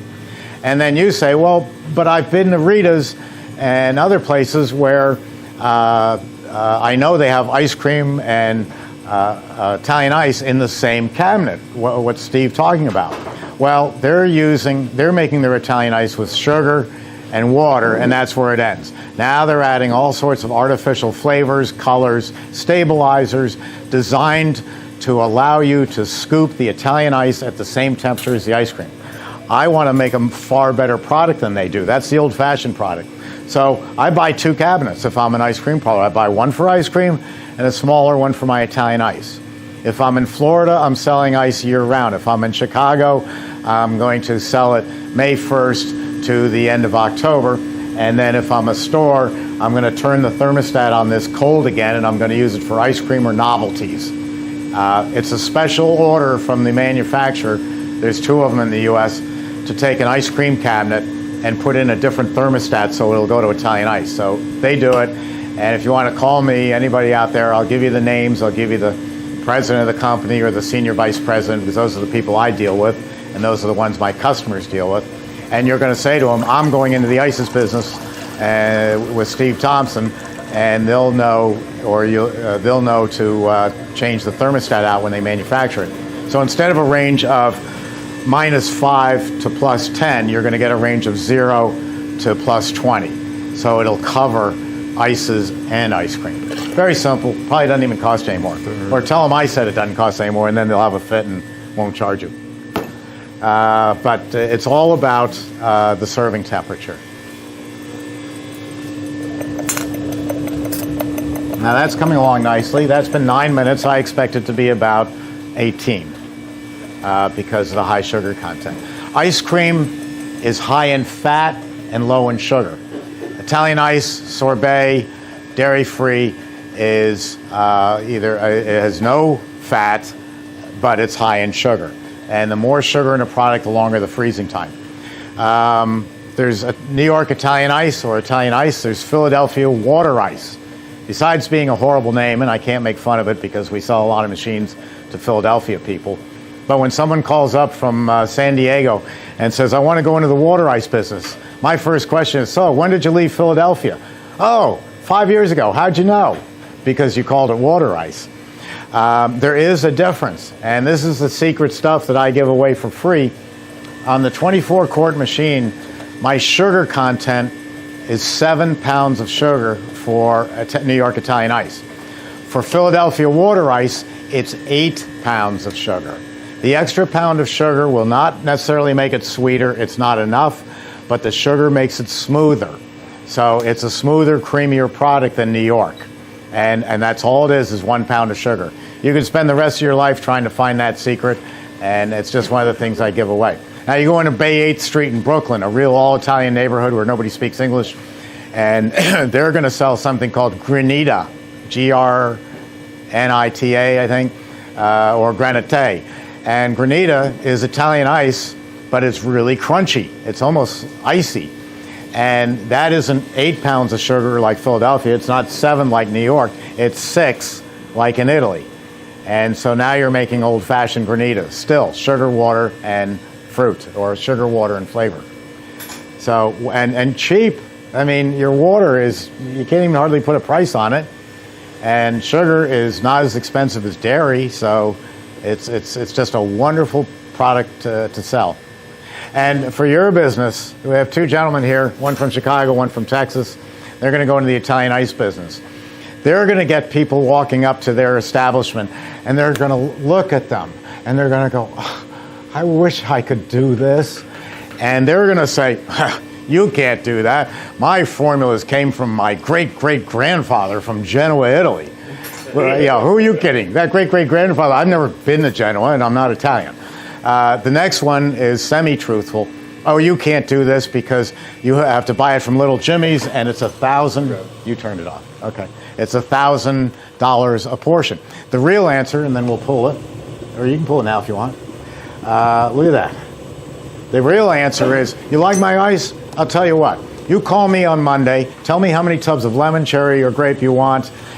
You can come Friday. I'm going to sell you a tub for $40. I'm going to freeze it down hard as a rock. We'll put it in your igloo cooler in the back of your car, and you take it to your pizza parlor, or you take it to your push cart. You have a little freezer in your garage, and you go out this weekend and make money selling your ice. You don't even have to call it Stefano's Brooklyn Ice, my name.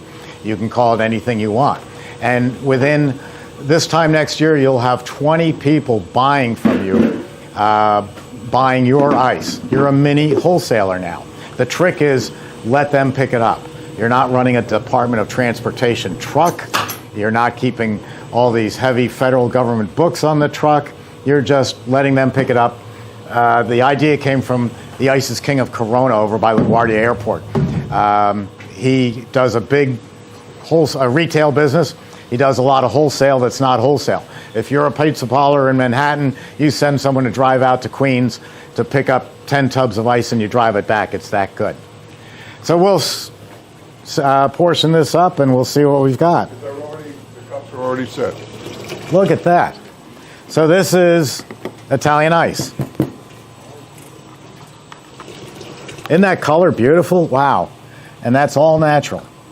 And that's Lucas helping you out. Okay, thank you, Lucas. If anyone wants seconds, you can't, because it's for my wife. I'm sorry. Oh, look, see? Christy shows up. My wife sent her. What's this one? This is Paula's acai Oh, yes. with berries in it. All sorts of berries. Yes, she did. No, she demanded it. She does most things. No, you're making Paula out to what she's not. Here's a nice couple of berries in there.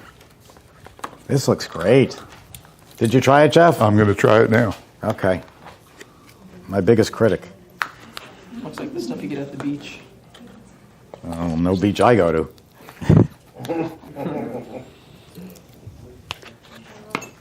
I made orange Italian ice and took it to the beach. That worked out really well. I used to go to Orchard Beach up in the Bronx. It was fun to, well, I was going to say mug people. I'm supposed to say it was fun to watch people get mugged.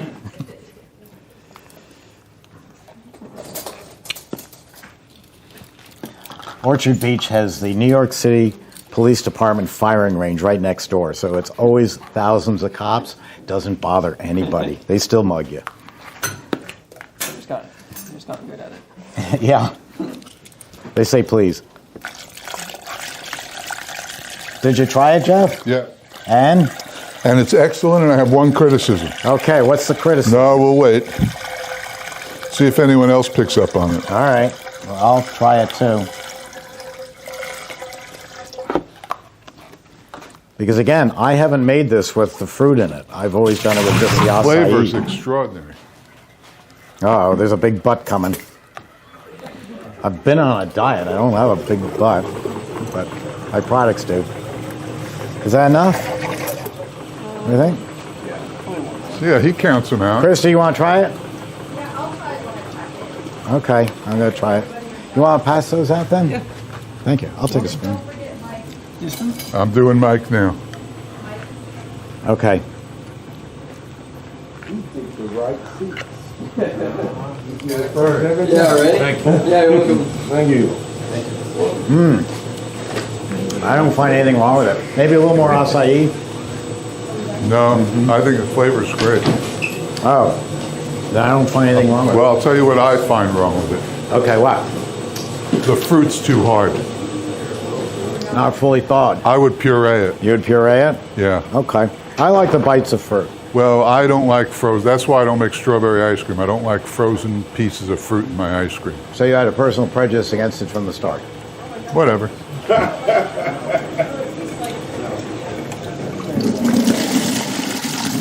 Did you get one? Do you want one? Yeah. I'm sorry. And she took it. I'll be right back with one. No, here. Oh, good. Okay.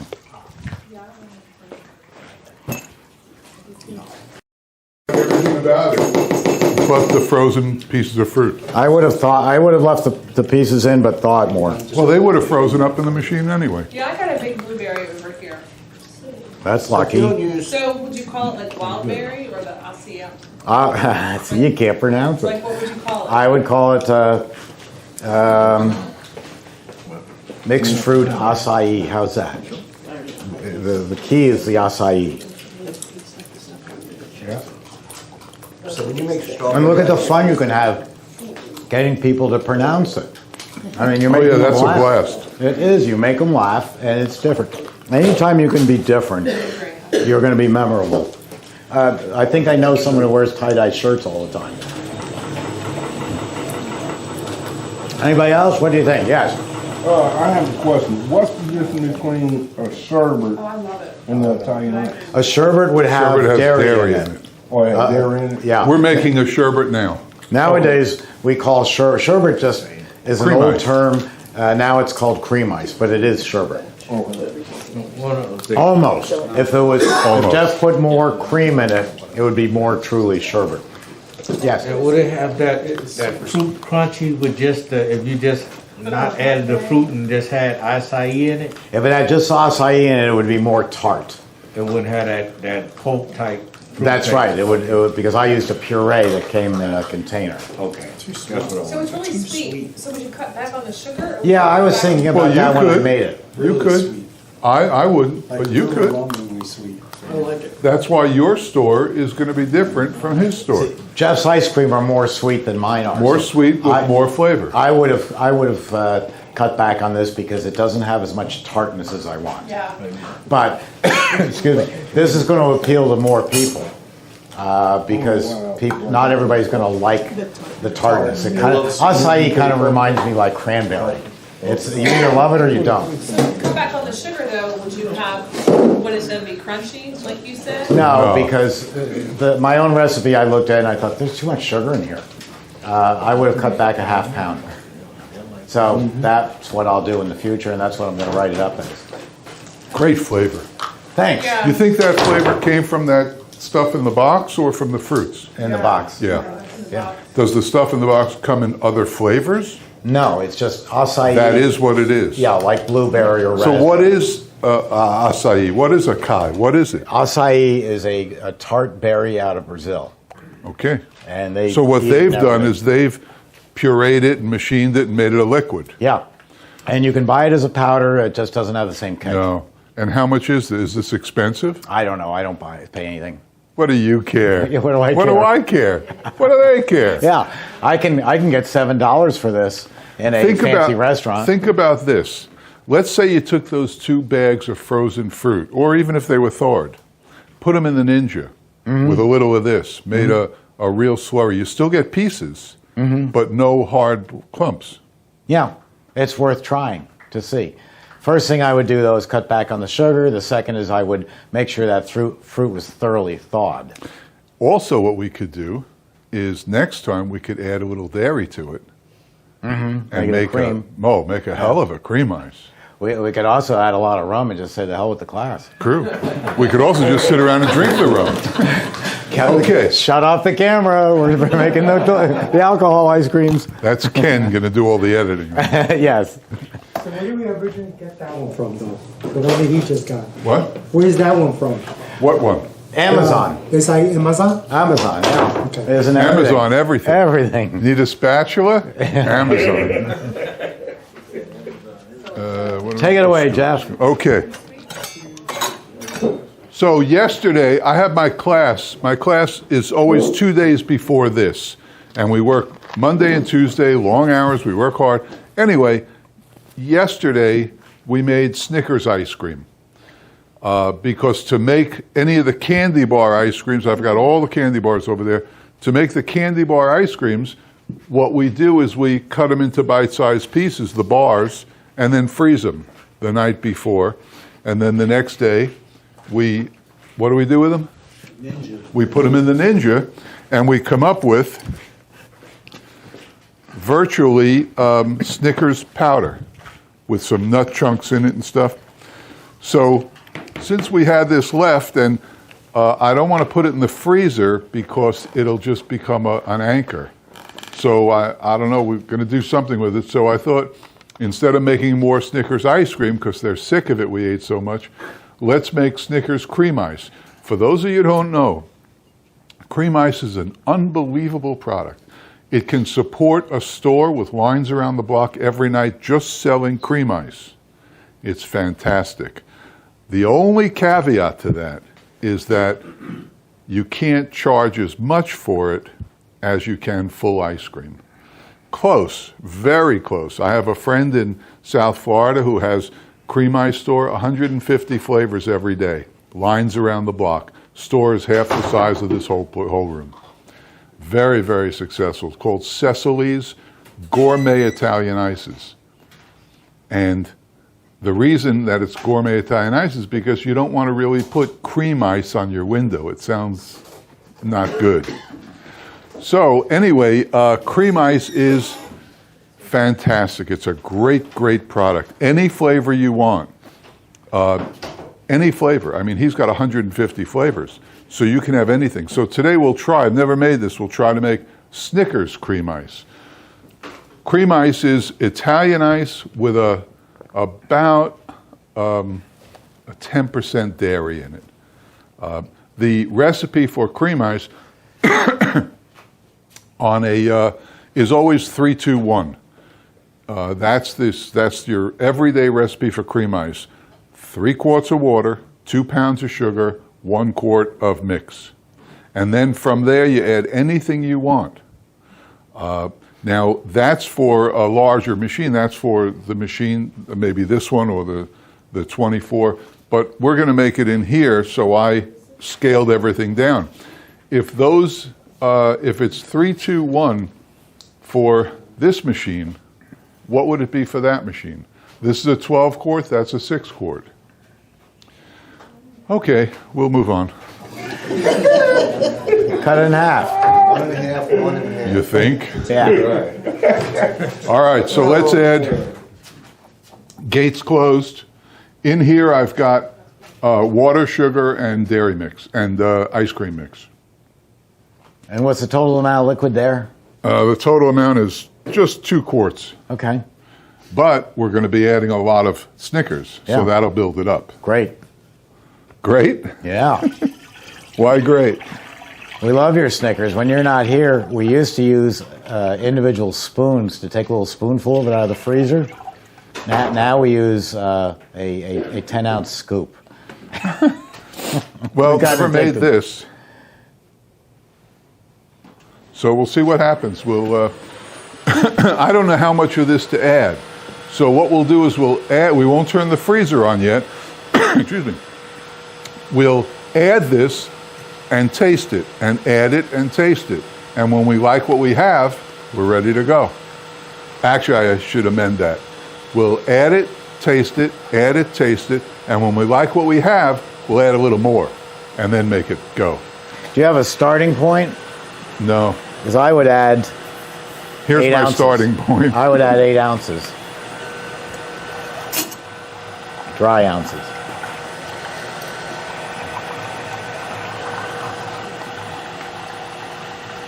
You'll have to, at some point, come up with a number so that you can make this over and over again. But what I like to get them to do is to think. I just want them to write the thinking down. Well, yeah, but they're going to make this in their own store, and they'll do it just like this. In your store, this is how you'll do it. You'll follow the 3-2-1, and then you'll add flavors. The flavors, you know, the berries that we just threw away, we could take those, put them in the Ninja, and make berry cream ice. You can do anything. Anything on those shelves over there, you can make cream ice out of. Yes? Are you using the same dairy mix that you're making your ice cream with? Yes. Same percentage of fat, I mean? 10%. 10%. Is that what you use for yours? 10%. Regular ice cream? Oh, always 10%. Not 14? No.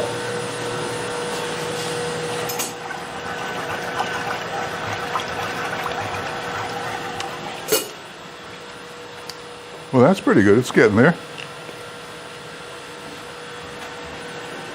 There's a man back there with 2 questions. He's got both hands up. Okay, I think we're ready to go.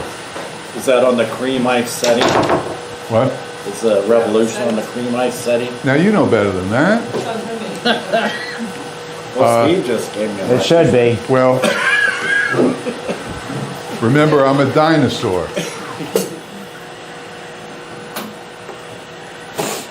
Yes, it is.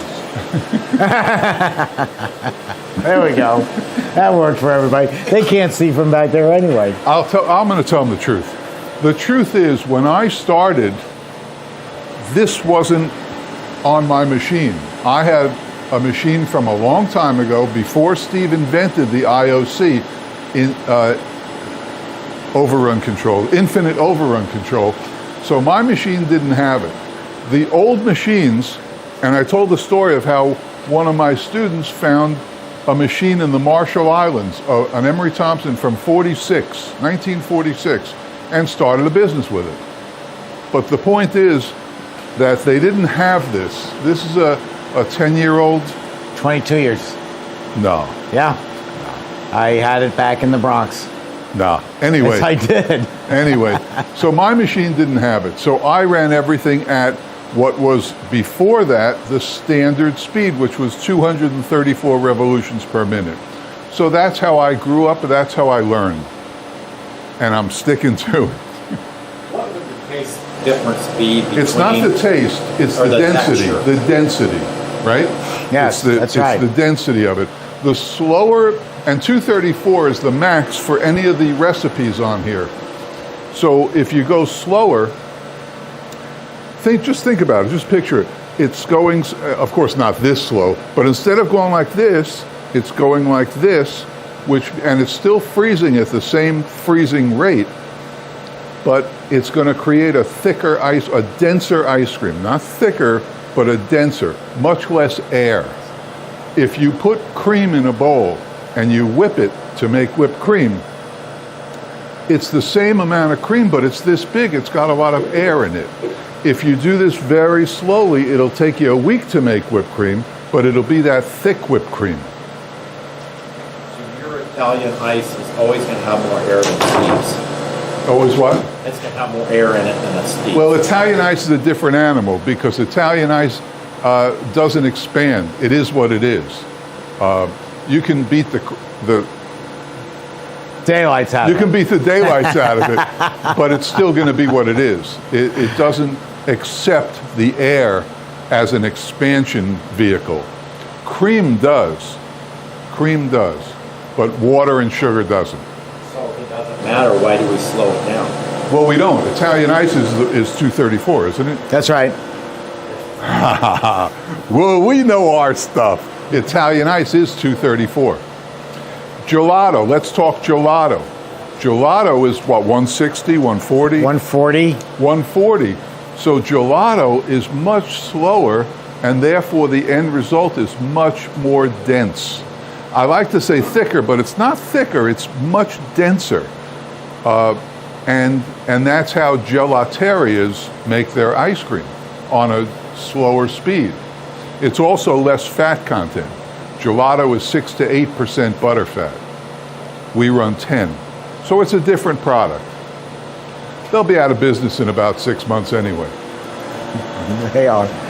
Right? Yeah, gelato has failed in the U.S. Okay, should we see what this looks like?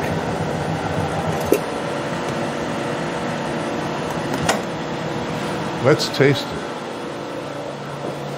Has anybody had cream ice before? Well, obviously not in my store, but no, okay. You've had Italian ice? Well, you just had Italian ice, okay. Yeah.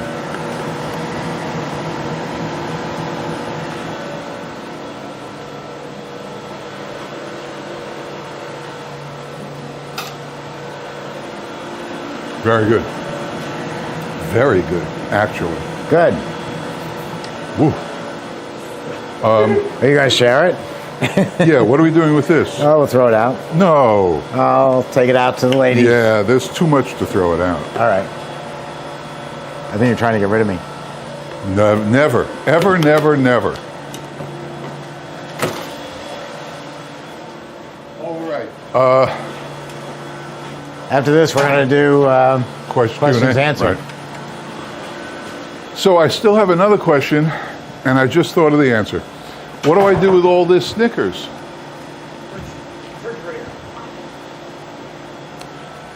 Give it to my wife, let her make cookies. Some more here for you. She's a baker. can make some good cookies out of Snickers stuff. Nobody's got that. You don't see that in the supermarket. I'll tell you, the Ninja's the first thing you ought to buy. Very first thing you ought to buy. What's funny? Hey, phone, what's funny? What's funny? I forget. Okay.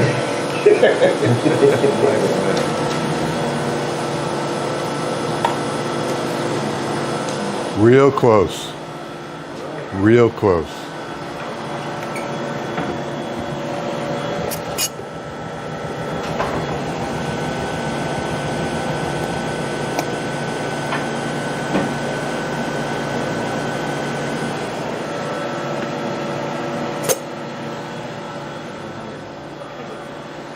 Wow, we're going to be real close to them. They're going to start throwing tomatoes. We're so close. We'll back them up. Okay. Yeah. Cream ice have the same, store it at the same temperature as ice cream or ice? No. Close. Think about this. Ice cream, we're going to store at 0 to 5. Right. Italian ice, we're going to store at 12 to 15. Cream ice is somewhere in there. And we put it right in with our regular stuff, but they temper it before the store opens. Yeah. Is there a reason that, what causes like certain coolers to just create all this ice inside? Opening and closing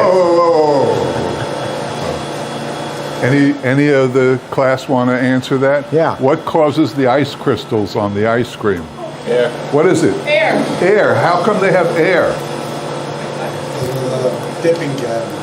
Right, dipping cabinets. What happens in a dipping cabinet? When you open it up, you're exposing how many of them?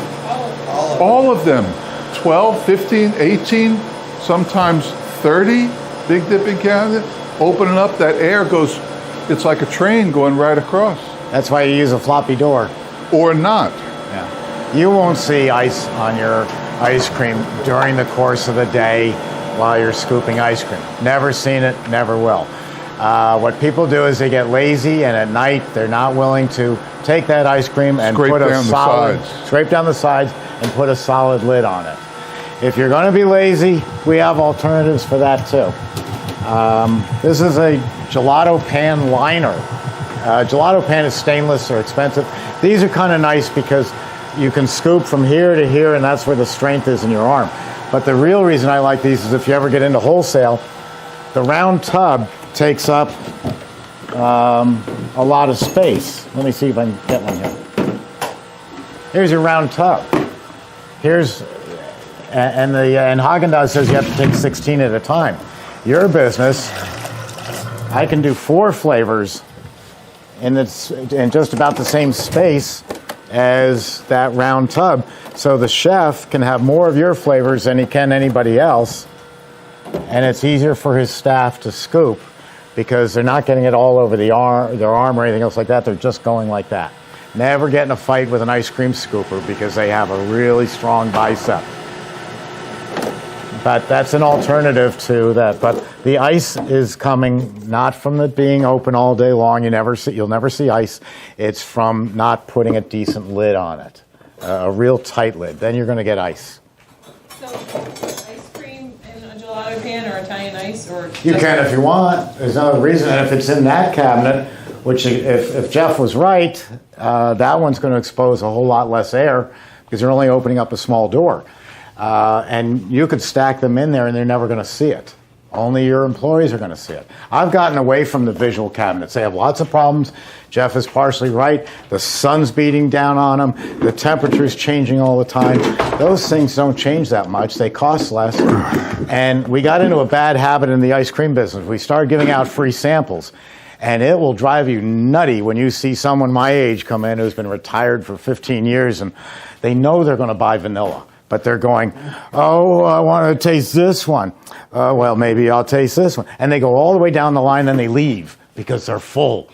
And you didn't sell them anything. You'll tear your hair out. Don't give out samples. I mean, if you want to do a sample, you sell what you're selling to them, and then on the way out, here, you want to try my acai? Here's a spoonful. So do you believe in dipping cabinets or no? Yes, of course. No. She's talking about the visual, the big glass ones. I believe in the floppy door cabinets, like is right back there. I think that's the best way to go. They don't have to see the product. They know what ice cream is. You need good signs. You need attractive signs that tell you what it is. Yes. Boy, how things have changed. Excuse me? What's the cost of that cabinet? That one's probably about $1,800, $1,600, and then they go up to as high as $3,000 depending on how big. There's so many, 2, 4, 6, 8, 10, 12, 16. That's a lot of different sizes. And they're simple. They don't break. They don't wear out. They're great.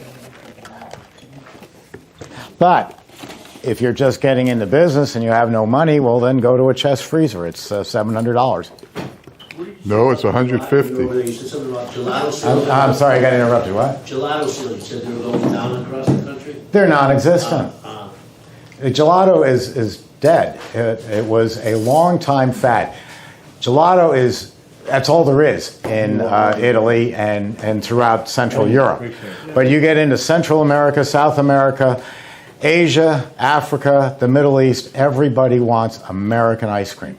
And a simple example, a 35-year-old mother walks in, she's got her 6-year-old in tow. The 6-year-old is not pulling on her dress saying, "Mommy, could I please have a tiramisu? Mommy, I really want a Fruit of the Bosco." No, they want mint chip, they want Superman, they want Cookie Monster. And the kids determine where they go to buy the ice cream. And gelato, they say, "Oh, but it's low fat." Yeah, it's low fat, but it's high sugar. It's just like frozen yogurt was the greatest lie of all time. This stuff was 0 fat, but it was putting 40 pounds on you because it was pure sugar. How is it? It's yours. Oh, thank you.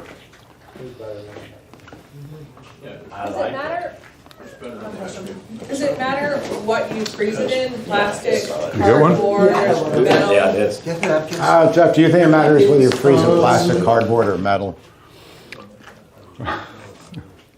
I don't either. Why? Well, because like we were at Ben & Jerry's last night and saw that they had their containers in cardboard. Mm-hmm. That's wholesale. Generally, cardboard are 3-gallon containers. And they had their visual dipping cabinet open for hours. Yeah. They never closed it. And it had ice Killing the ice cream. Killing the ice cream. And it was ringed with ice all the way around. Ice around the cabinet. Yeah, Not, and ice in the bucket. well, if you're going to go to that extreme, yeah. I mean, that's bad employees. That's education. So Very bad management. So it doesn't matter how you store it. Metal, plastic. Cardboard is only if you're going to do wholesale. It costs only slightly less than plastic, and it's because you're throwing it away. No, if you go into a fancy restaurant and you sell the chef 10 of these and you say, "Please wash them and have them ready for me to give back," they're going to laugh at you. They don't have the room for it. They're not going to wash them, and they're not going to give them back. They're going to just toss them in the dumpster. So you use either plastic, metal you can't afford. I have metal cans in my hardening cabinet back there that in 1991 they cost me $92 my cost. They're probably about $170 now. You can't afford them. Plastic is plastic, or those gelato pans. That company is called gelatosupply.com. GELATO supply.com. Oh, the ice cream? Do we have a cup around? Like a drinking cup? No, the gelato cups. I guess they're in the kitchen. Or the ice cream. Well, I'll grab one, Chrissy, because I want to get one with a lid. Okay. Those gelato pans, are Yeah. they real durable? No, they were meant to be throwaway, but I usually get about 6 or 8 uses out of them, at least. Now, Jeff or Steve, if you wanted to add like a caramel swirl in that, would you put that in the machine, or would you be adding it as it was coming out? You know the answer to that, don't you? Well, your answer's going to be just to toss it in. No. Oh, no? No. A variegated. You've seen me make variegates, right? If you put it in the machine, it'll turn to mush. Well, it won't turn to mush. It'll disappear. It'll disappear. It'll totally disappear. That's the one thing that you do outside the machine. You can do Jeff's way, which is great, using the soft bucket. You can do a pastry bag. You can have your product in a spatula and put it in. It's personal preference. There's lots of ways to do it. Oh, thank you. There is no more. Okay, all right. There is no more. I'm going to grab my coffee, and I'll be right with you.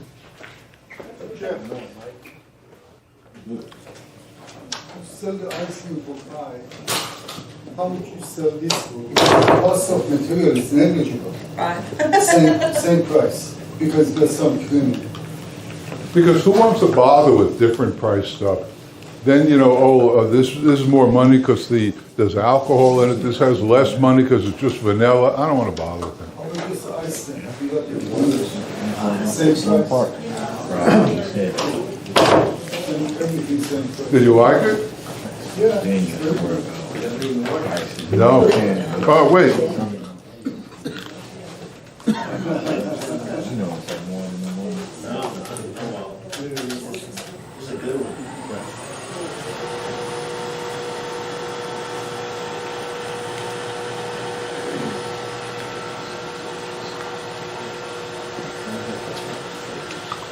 Did come out pretty good. It's certainly less heavy than ice cream, full ice cream, more refreshing. Now, after this comes out, maybe put this in a freezer, right? Yeah.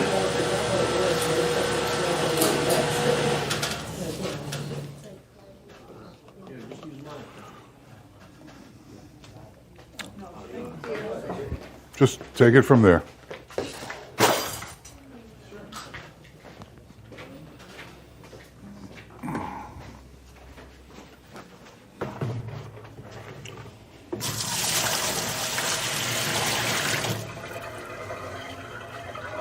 Okay, start thinking of those great questions. I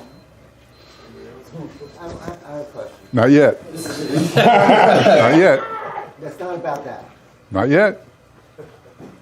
Gotta wait till there's 2 chairs with warm bodies in them. All right. Right now there's 1 chair with a warm body in it. Slide your empties over to the end. That's good. It is good.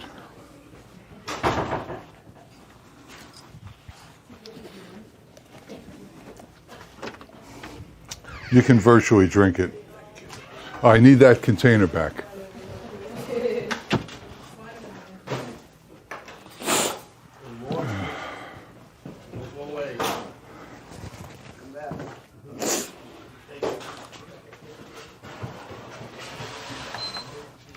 So Snickers cream ice is a winner. There you go. Okay.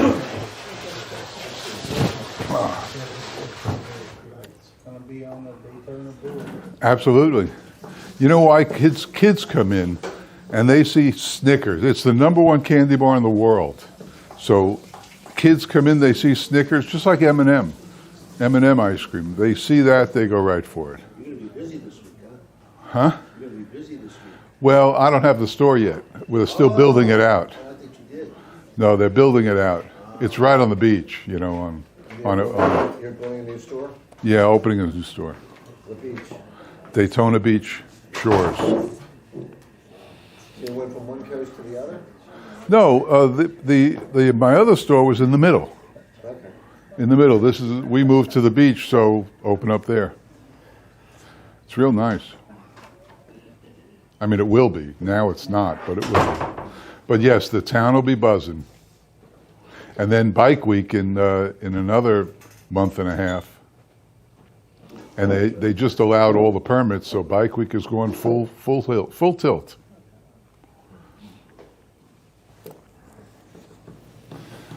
You drive on the beach?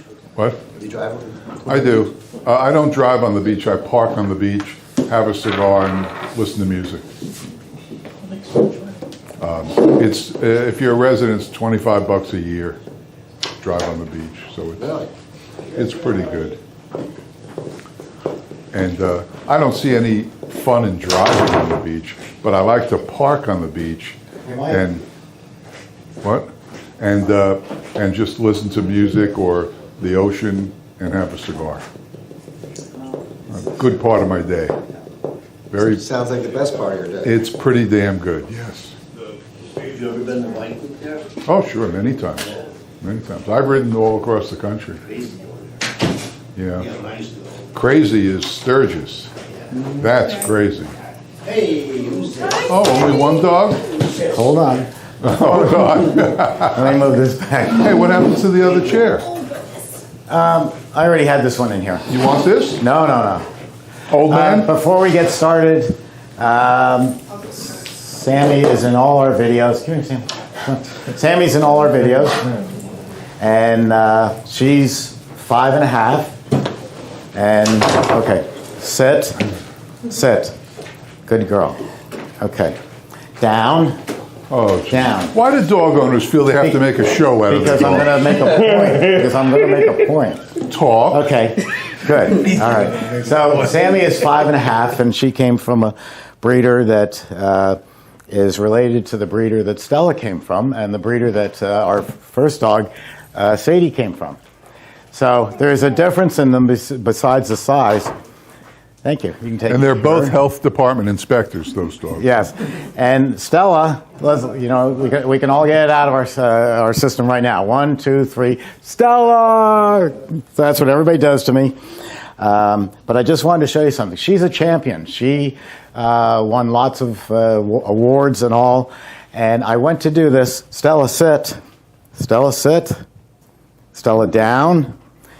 She can't do it. And she's a very smart dog. The reason she can't do it is because she's been in show rings, and they don't want their dogs to sit down. When you're watching the Westminster, they don't want the dogs sitting down or lying around because other breeders are looking at them to say, do I want to breed my dog with your dog? So they never teach them sit or down. I just found it fascinating because now we have to teach her, and she doesn't even know.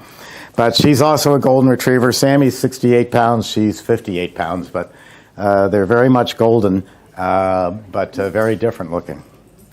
So now the family's gotten bigger. You'll see them in the videos. Thank you very much. You want me to take them both or one? Both. All right, come on, Yeah. Tim.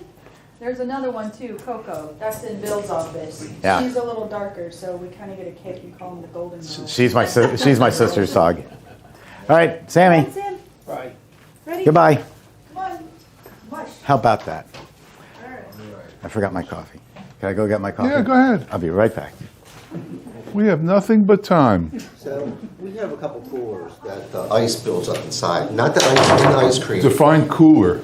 Okay, one of those moving ice cream cabinets with the one door, and it pushes in, and you reach out and scoop. So it has. We have 2 8-bucket coolers like that, and we're constantly having to defrost them. And Is there a temperature adjustment on it? yeah, like Well, the reason the frost is building up is what? air. Air, of course. That's the whole thing. I got to tell you, since we're on that subject, air is your only enemy. You're not going to have to freeze it so long that it goes bad. You're not going to only air. Nothing else is going to hurt you with the ice cream. Air. So if you think about air being a natural killer to your ice cream, and then think about having college kids working in your store, or older people who are senile like me and Steve working in your store, they're not going to, when you have a larger tub, you've got to scrape the sides down all the time because everybody dips from the middle or around a little bit, but not the perimeter. So you have to scrape the sides down with a spade. That's one of your tools that you should have.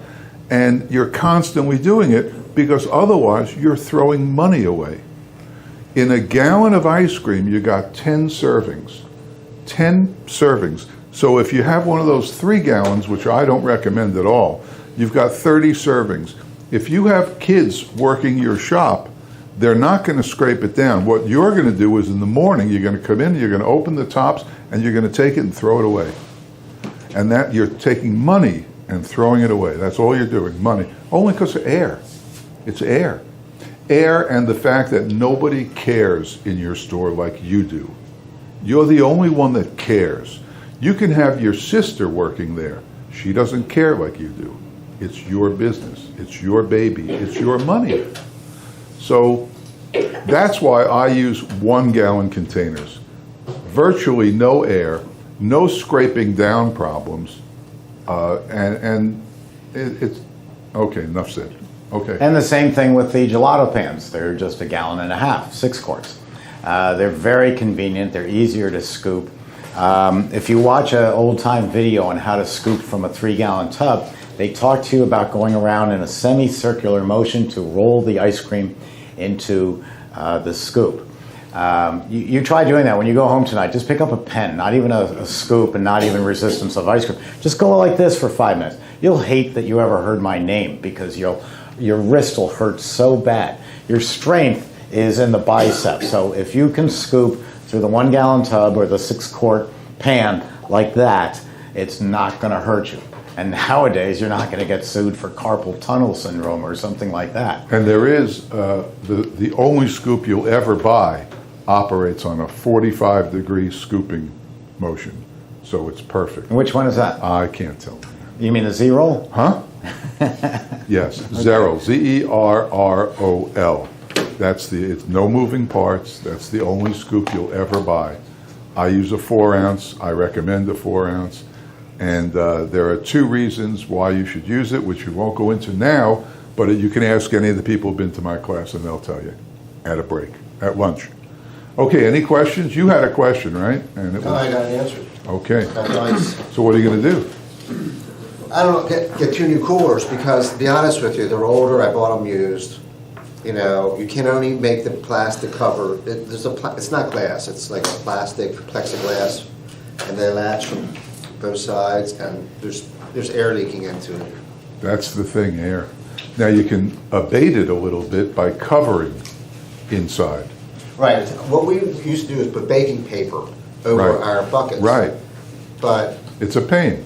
But he mentioned putting the actual lids on the buckets. Right. Yeah, you got to lid them at night if you're going to use which those. makes more sense than putting the paper over them. Oh, sure. And I think that might help the problem. It'll help. How big are they? 3 gallon, 5 gallon? 3 gallon. Yeah, it's just not gonna happen. And I'll bet your 1 gallon containers come with a really tight lid. They do. And what brand are they? Why, they're Cambro containers. Oh, there's nothing better. Well, Nothing better. We have the lids for those containers that you're using, the white plastic ones. Mm-hmm. So they should work. They snap shut. Yeah. I mean, the ones that you can buy for the 3 gallon containers, it might as well not be there. It's just a flimsy lid that kind of maybe snaps on, and then when you go to pick up the tub, it pops off. Yeah, just check it out. Put liquid, but pour water into your tub, put the top on, turn upside down. Oh, not with the ice cream tub. The Cambros, nothing will happen. Yeah. They'll be fine. They snap. And you know how long they last, those Cambros tubs? How many? Forever. Yeah. There's 2 kinds, by the way. There's the clear ones. He's got some clear ones here. And there's the frosted ones. The clear ones crack. The frosted ones forever. Different plastic. Yeah, it's polystyrene, polypropylene. That's the whole deal. Just like spoons. You ever go into an ice cream store and the spoon bends? Yeah. Oh, come on. Come on. Those are polystyrene spoons. No good. But you pay a little more, but it's a spoon. You want some integrity there, and you get the hard ones. The ones we use today are the hard ones. You know where I buy these? Sam's Club. Sam's Club. The Restaurant Depot has them too. Restaurant Depot has them too. The box behind me has 600 spoons, I think, and it's $10. So I went to colored spoons because, hey, I'm a big shot. I wanted fancy, so I went to colored spoons. But I won't get those bendy, cheap spoons, just like straws. They also can cut your lips too because they have really cheap plastic. And sometimes there's little mold spots that are still in those spoons, and they can, Yeah, it's just. No, we're giving them. Just buy good stuff, and whatever you do, don't buy styrofoam. Don't serve ice cream in styrofoam. It's like putting a Rolls Royce on bald tires. Don't do it. And all day you're going to hear. And the customer has to hear that and go through it. Don't do it. Buy a good cardboard cup, a coated cardboard cup. Styrofoam will cost you about $1.50 per cup because they blow them out. You ever see that? How they blow those styrofoam cups out? They blow them out. And the other cups are going to cost you 17 cents. But it doesn't matter. We went over numbers, right? Is there enough in there not to worry about it? Of course. Yes, Kevin. You mentioned that you use waffle cones, not cones, waffle cups. Yes, waffle bowls. Bowls. And you said you buy it from an old man who's gone, but Right. you never got him to really get it now. Right. Because you said you don't make them yourself. Right. How would you get those? Well, the people that I'm working with, she wants to make them. So I'll buy her the waffle iron, the either gold medal or Kobatko, and she'll make them. She's going to have to make a lot of them. What was your question? Where to buy them? Where to buy the waffle irons? No, the bowls. You make them. Yeah. You make them. But you didn't make them when you had your... Grumpy made them. Now we have to make it. But Grumpy was gone while you still had your store. What No, happened during the no, transition? Grumpy always supplied them. Oh, he's still around. I thought he died. Well, why did you think poor Grumpy? Here Here one day, gone the next. No, Grumpy's just not, he's older now and he's not doing it. But we'll make them, so your store will smell great, and she'll be a slave to the waffle iron, because we're going to have to make, 300 at a clip. We'll probably go through 300 in a day. One question over here first, and then another. Go ahead. Me first, okay, can we talk about the difference between 10%, 12%, 14% butterfat, or why would you use 10%, why would you use 14%? I had asked you, Want me but to you do didn't really answer. Well, you can tell your story about I wanted to see the 14 and the Yeah. 10, and then I'll fill in. Okay. I've always used 10 because when I didn't know anything. And that's what they delivered to me, 10% mix. And I used it, and it was great. I had no problem. After about 5 years, by accident, the driver delivering my bladders said, we didn't have 10, so I brought you 12. And I figured, well, okay. And I made ice cream, and I dumped it. I didn't like it, because I did everything the same as I did with my 10%. I just didn't like it. In Florida, it's very hot. And Steve will tell you that in New York, well, he'll tell you.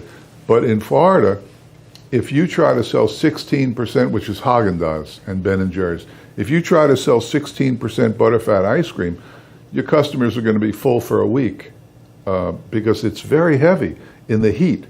They'll go outside in the heat and all that butterfat. So 10% works for me. Now, yesterday in class, April up in where is she, North Carolina? Yeah. She said all she can get is 14. So I told her that we can figure out how to dilute it, because you can do that, right? Well, you can. Theoretically. Another step that's annoying. Well, you figure if you take cream that's 8 or 10% and add it, you'll dilute it. You're not adding so much that it's... But I told her even 14, you'll be fine in North Carolina. Go ahead, Steve.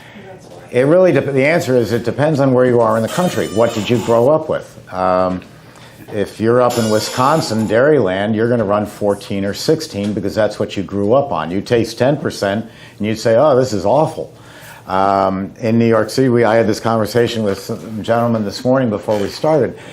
If we were in Manhattan and you had a store, existing store in Manhattan, you were selling a 14% ice cream mix, I would come along, it's Manhattan, and sell 16. Not because it's a better taste, but for bragging rights to say that I'm the richest ice cream in Manhattan. That's a really bad reason to do it. But you sell what people are used to. So you go around to other ice cream parlors in your area and see what they're selling. When I came down here, I was amazed by, compared to New England or Chicago or California, my biggest market, and Denver, my second biggest market, how few ice cream parlors there were in Florida. It's summer all the time. Wonderful. Well, ice cream in high heat makes you uncomfortable. When the temperature gets above 90, ice cream sales drop dramatically. They've proven this. And they don't know why. I do. It's because of the high fat content. It upsets your stomach. It can give you a headache. After seeing that, and all of us New Englanders, New Yorkers coming down here and selling 14% up in New York, I said, let's cut back on the fat and see what happens. So we go down to 10, and all of a sudden the ice cream's refreshing. and it's great. And so that's the only reason we do it. I get people who see our videos and they call from, Idaho and say, I can't find a 10% anywhere. Everything is 14 and 16. And I realize there's a flaw in my video because I say, why are you running 10% then if everybody else is 14 and 16? 14 and 16 is what people are used to in your area. That's what you sell. It's almost to the point of where, like, we call it Italian ice in New York, and in Philadelphia they'd look at you and say, what's that? It's water ice. So it's what people are used to. The main thing is picking a dairy. If you can get hold of 3 dairies and each has all 14%, or if they have different percentages, run the product without any vanilla in it. Just run it through the machine and then do a blind taste test with your family, A, B, and C, and let them taste them and let them see which they like best. Whichever one they pick, and if you agree, that's step 1 of buying from a dairy. Step 2 is price. I really like the 12 over the 10, and it's 50 cents a gallon more. Well, I like it enough that I'll absorb the 50 cents. I'll go. That's number 2 is the price, but it's a far back number 2. And then the third one is I'm going to be giving these people my money, $30,000, $40,000, $50,000 a year for the rest of my business career. I better like them. We had 3 dairies in New York, and one guy, his dairy was the son of the boss. I'm an SOB, son of the boss. And the son was a real jerk. And another dairy, Panza and Sons, Panza, his business philosophy is it's January, it's snowing, it's the worst January we've ever seen. I'll tell you what, we're going to cut back on your bill, you pay half now and we'll double up on it in June. That's a smart businessman. The other business, they'd say, you didn't pay your bill in January, we're sending Vito and Bruno out to break your kneecaps and then collect the money. Well, I don't want to deal business with someone who's going to break my kneecaps. So it's, how does it taste to you? Can you afford it? And do you like the people? Because unlike other products that you have, you may be buying from the same person over and over and over again for many, many years. So it's a threefold approach to it, but don't get hung up on the fat. Again, nobody ever walked out of the store and said, oh, best fat content I've ever eaten. I can't wait to get back to here tomorrow. They eat flavor. I have to go to this lady first. She had a question. So I'm not sure if the containers that are right behind you, are those would those be good to use like for Uber Eats, DoorDash, and all that stuff? That's why I have them. This cup, I'm not saying I changed the whole industry in 1 year, but pretty close. Back in March, I saw that the gelato, COVID was getting to be a real problem. Stores were not going to be able to open or they were shutting down. And I was watching, I'll try to make it short, I was watching a Domino's commercial. Domino's pizza. I think it's a lousy pizza, but it was a good commercial. There's the pizza oven. The door opens, the wood paddle goes in, picks up the pizza, and the deep voiceover is saying, from the time your pizza is made, and then it drops into a box and the lid closes, nobody sees any hands or anything. It then shows up at a nice colonial home with a husband, wife, and 2 kids, and you see the box, no hands, being delivered.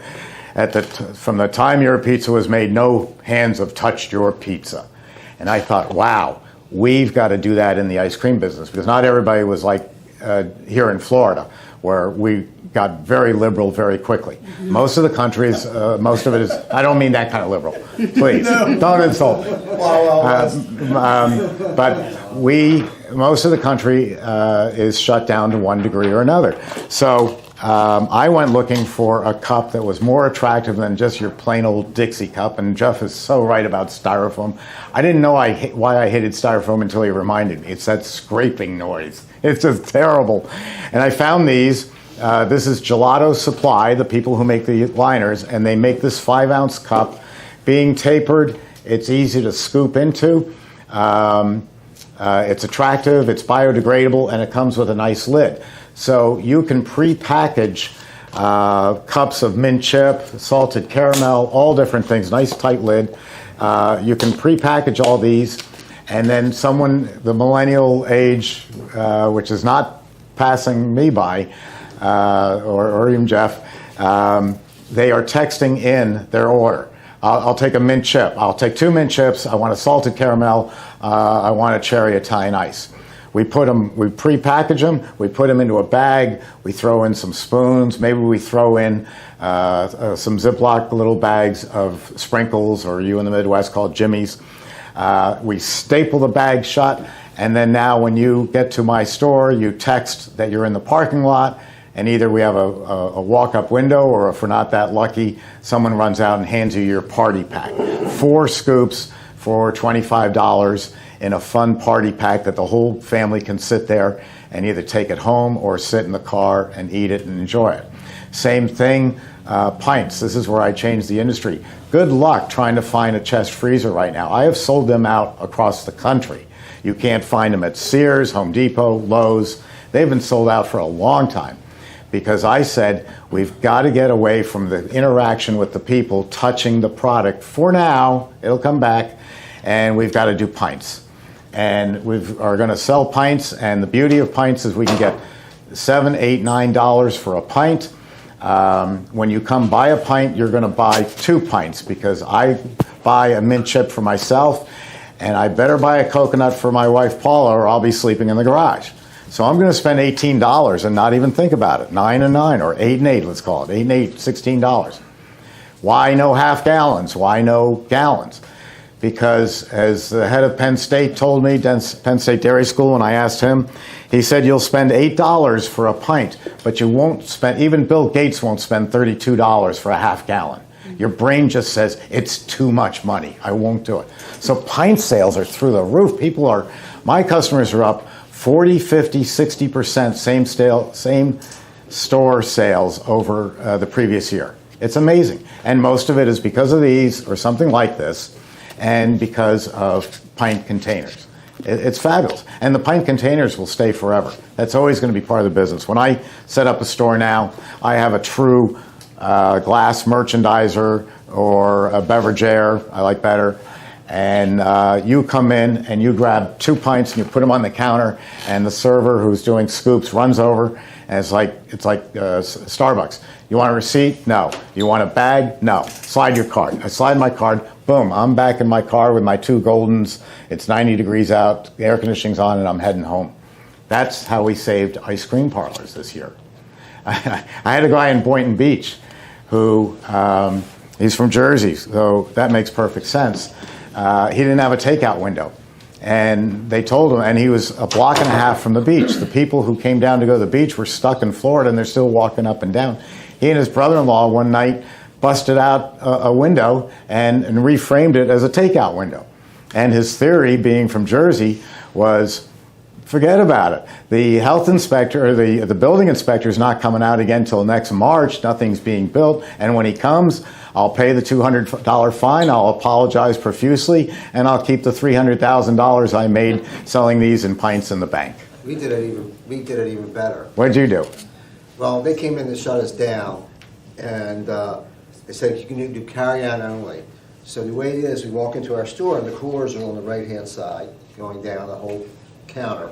We just took a cooler, moved it in front of the front door, okay? And nobody could come into the store, and they ordered right from there. Wow, nice. And we were maybe closed for like 3 weeks, but when the mattress store next to us opened up, we figured we could open up, so.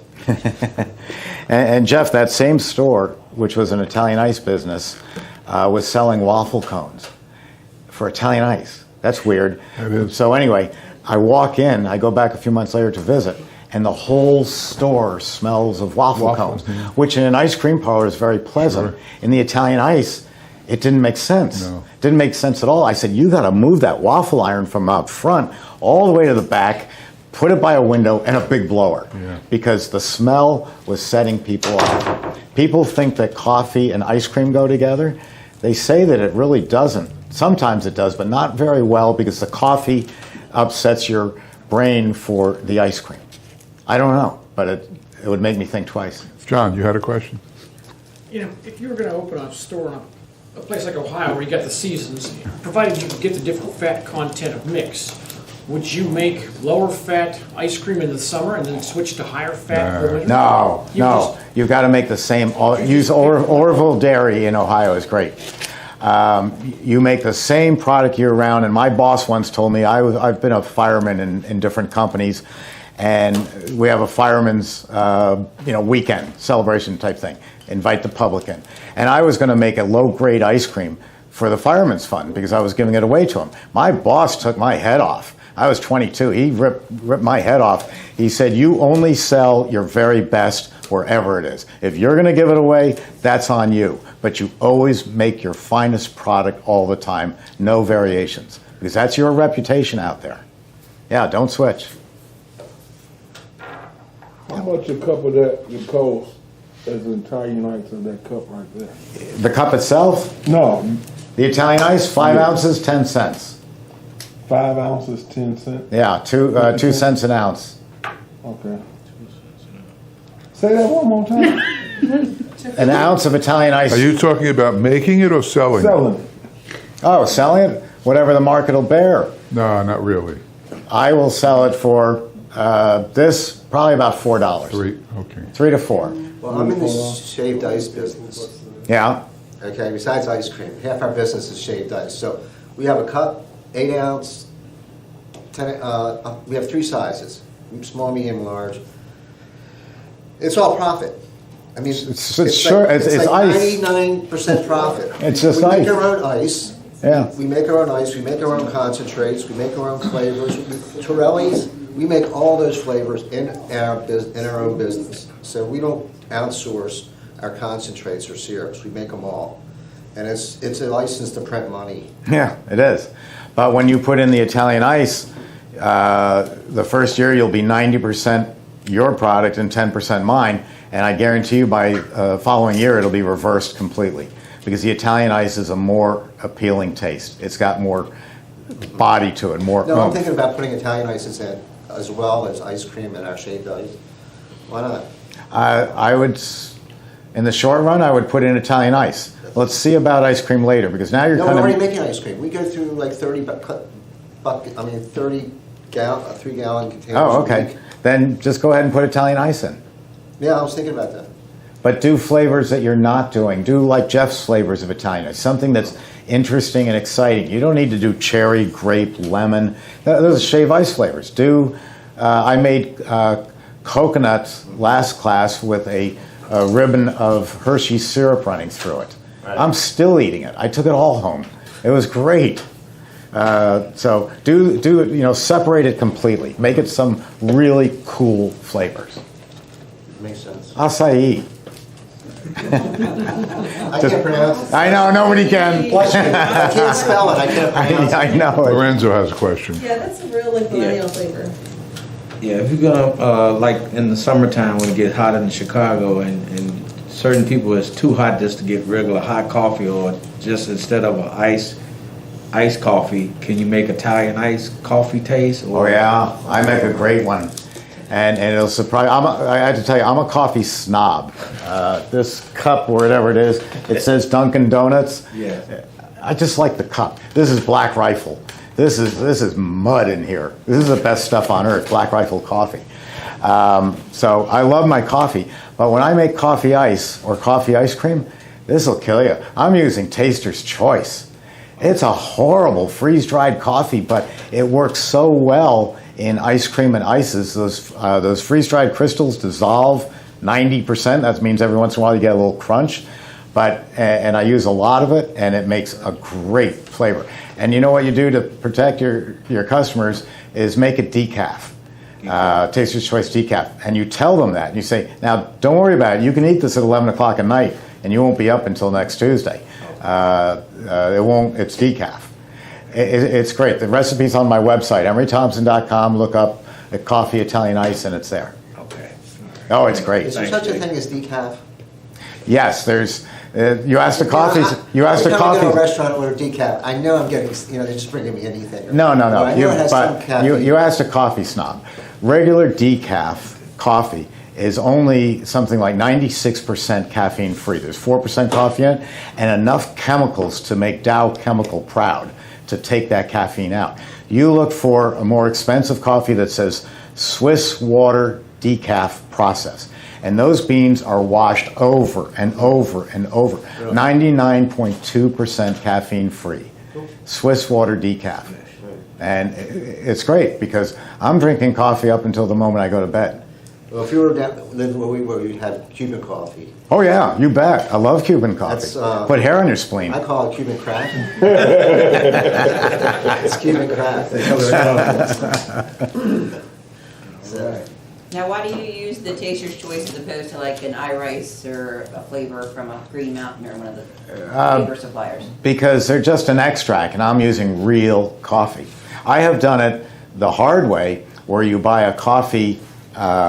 It takes 24 hours. It's a coffee press, and you take a whole bag of coffee, you put it into a filter, and you have a water jug up here and a water jug down here, and you pour it over in a little opening, and it takes about 24 hours to filter through, and you could paint with it. It's so strong. And it was great, but I couldn't get consistency between one batch to another. One was more strong than the other. It was bitter. The Taster's Choice or any of the freeze-dried coffees. If you like Folgers freeze-dried better, or the Italian one, Bello or something like that, as long as it's freeze-dried crystals, they work. Be careful. The Taster's Choice has a 25-cent coupon in there, and it goes right into the machine with your coffee. So someone's going to get that coupon. Say, hey, look. Be careful. I do it all the time. Anybody ready for lunch? Do you grind your coffee up or you just throw it right in? Throw the crystals right in, into cold water or cold mix.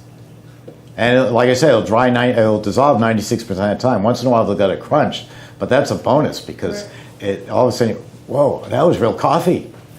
And so that's kind of fun. Coffee grounds you can't use. Publix ice cream, your premium, what do they have for fat content in that? I think it's about 10. It's made. It's pretty good ice cream, Publix Premium. Yeah. And it's new, and they came up with it because I sold them 2 of the CB350s that they put over in Lakeland, and they use, maybe it's one, and then one's at another location, but they use them to test the flavors on the CB350 before they bring them out. So yeah, they have a bunch of, they're selling pints now, experimental flavors. Yeah. Limited edition, yeah. Because you'll buy a pint and you won't even think about the price. You won't even give it any choice. It reminded me of it, the color. Yeah. The Publix green there. Yeah. I'll have to go look for it, but I've tried it. It's pretty good. It's a commercial ice cream, but at least I have my hook in it. That's what I was wondering. After all these years, you still like ice cream, huh? Oh, I eat ice cream every night. It's amazing. I love it. My favorite is Bluebell out of Texas. We put them in business in 1910.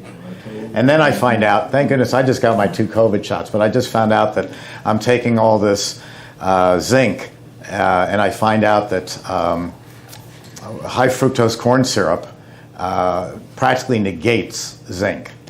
So if you're going to eat a high fructose corn syrup ice cream, which I don't recommend, though I do it, and you're taking zinc to protect yourself from COVID, it just... Does anybody add corn syrup to ice cream in the mix? I had a guy out in Ohio, it was, G.D. Ritzy, years ago. And G.D. Ritzy, he's long gone. His secret formula was he had a sweet tooth, something awful. And he used to add corn syrup.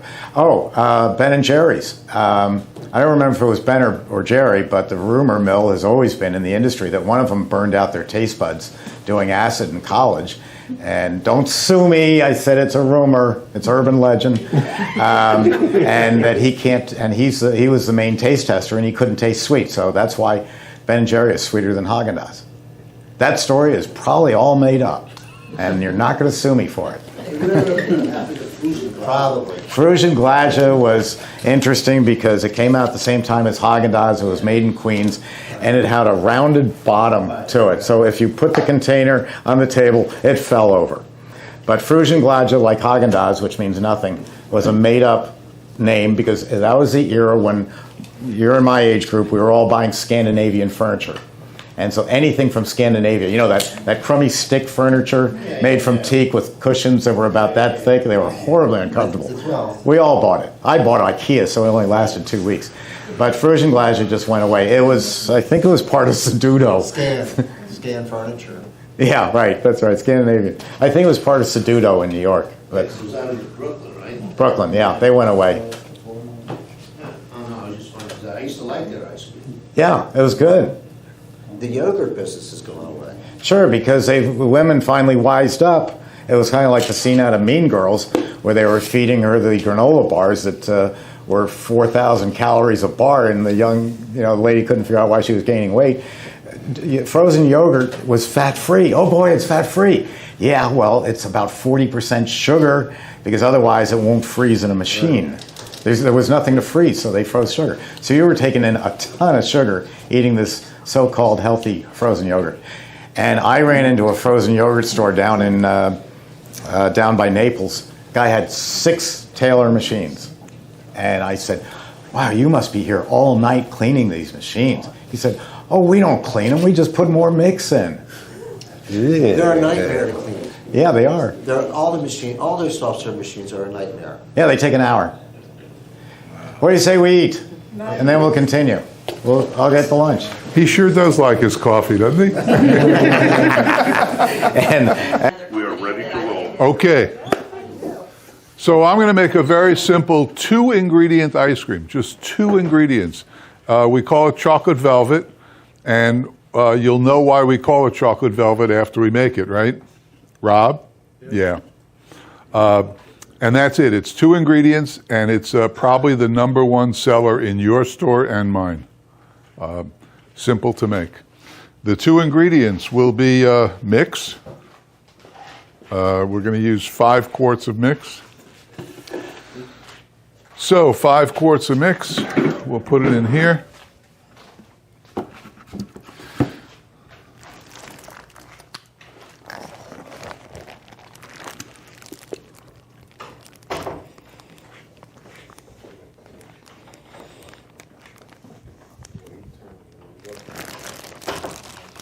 Okay, 5 quarts of mix. Now this is a little different because we're going to combine the 2 ingredients outside of the machine before we put it in, because it's too hard to do it, too messy to do it in the machine. And this will give you a chance to see another method. We use this handy dandy piece of equipment, which most of you have already. Why, it's a drill. I don't think you'll find this in many ice cream manuals.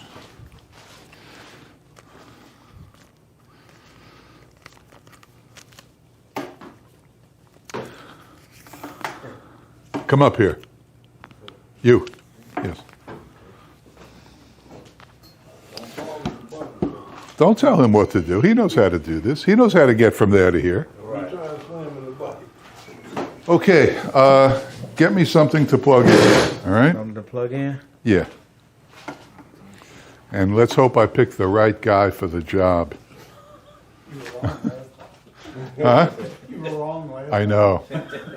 They say you're wrong, huh?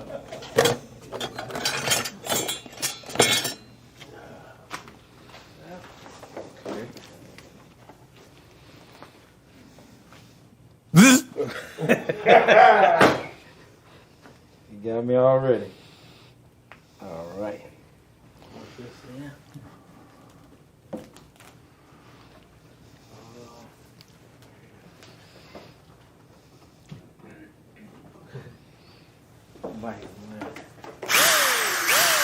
I got the right guy for the job. All right. Thank you, Lorenzo. Just for that, you get to have some of this. This is a paint mixer. Home Depot, $3.50. I use Folgers, and I have them on the shelf there. Oh, that's what you're making? Yeah. Oh, cool. Yeah. A regular $3.80 paint mixer.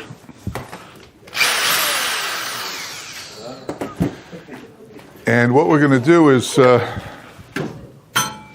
going to add the other product. which is this. I can't tell you what's in here. It's a secret. I can't tell you. I can't tell her. There you go. There you go. I can't tell her what's in here. There's a half here, I hope. We used a half yesterday or whatever. This was such a big hit, they made me do it again, this product. So we'll add this in here. Now, why are we mixing it outside the machine, Rob? Because Nutella is sticky and... Try to get this in that spout, yeah, right? Exactly.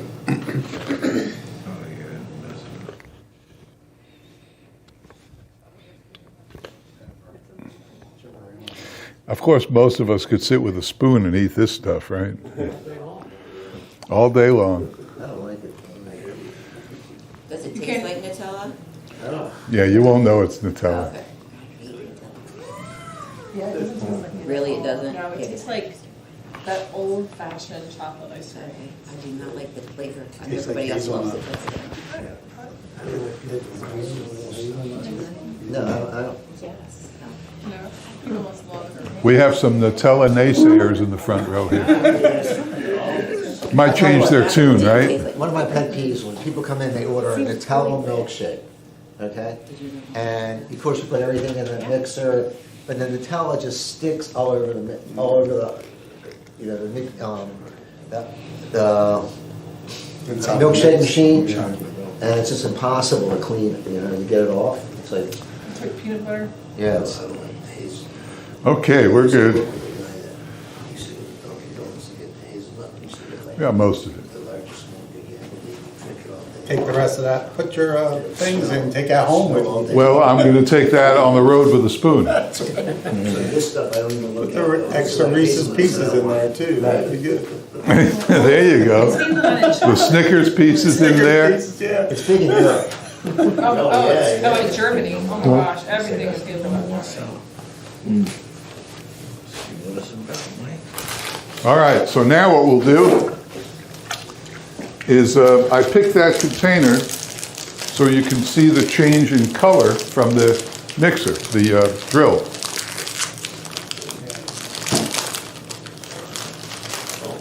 See, it's going to be impossible to clean.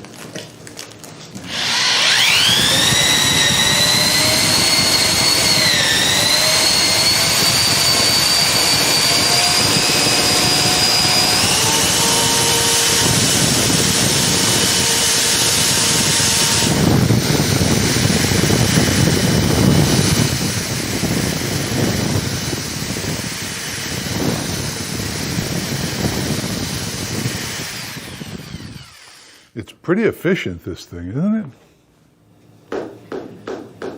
Virtually no Nutella stuck to the beater. And then we're just going to pour it in, and that's your ice cream. That's it? That's it. That's it. I'm telling you, you're going to be blown away. Wow. 2 ingredients. Why do they call it chocolate velvet? I thought that was gonna be the velvet, I thought it was gonna throw chocolate on top of this. Because you can't call it chocolate Nutella. They call it, who asked why do we call it chocolate? Wait. Okay, right, Laura? All right, that's it. 2:34, we started up. That'd be terrible. It's just as bad as cream. Those things are so easy to clean. It tastes And we don't have to taste it because we know. Yeah. Yeah.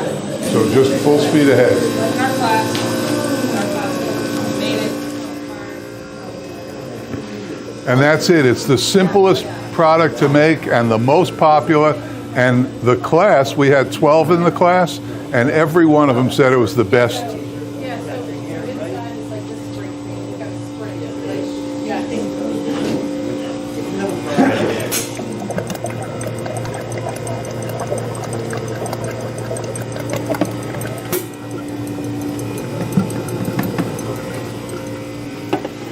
Okay. To clean up, I just stick this in the water.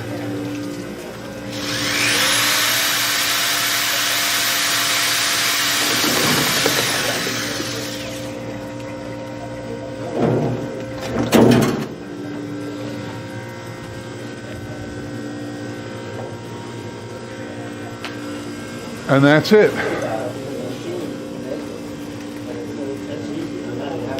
Huh? It's very easy, right? Now, let's see, John, why don't we add chips and fudge to it? John? No. Doesn't need it. You could though. Why don't we do it? It's already perfect. It's already perfect. This is the perfect ice cream. This is the perfect ice cream. You can't make this any better. Have you ever added to it though, just to play around? Read my lips. This is the perfect ice cream. This is the bar. This is where you set the bar for ice cream. This ice cream. When you have your store, this is what you'll make. You won't add chips, nuts, berries, fudge, nothing. This is perfection in ice cream.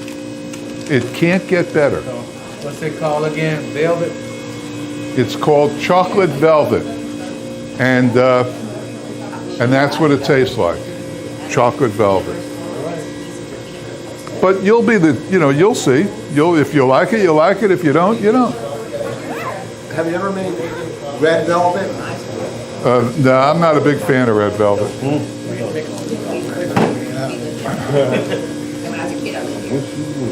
Right. We took the flavor. Brownie chip. Mike, Chocolate chip. Yes, sir. is this a good flavor? Great. 6. Oh, how many are we now? 2, 4, 6, 8, 9, 10, 12, 13. We lost 14. You're right. I'm sorry, Mike. Somebody's listening. 3, 5, 7, 9, 10, 11, 12, 13, 14. Okay. And this doesn't take very long. Freezes up in a matter of minutes. Everybody, Paula Thompson, the real brains behind this outfit.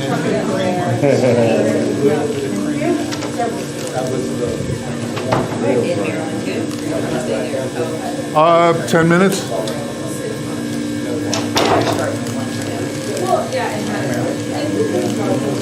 Excuse me, Jeff. So when is your next class? April 12th, 13th.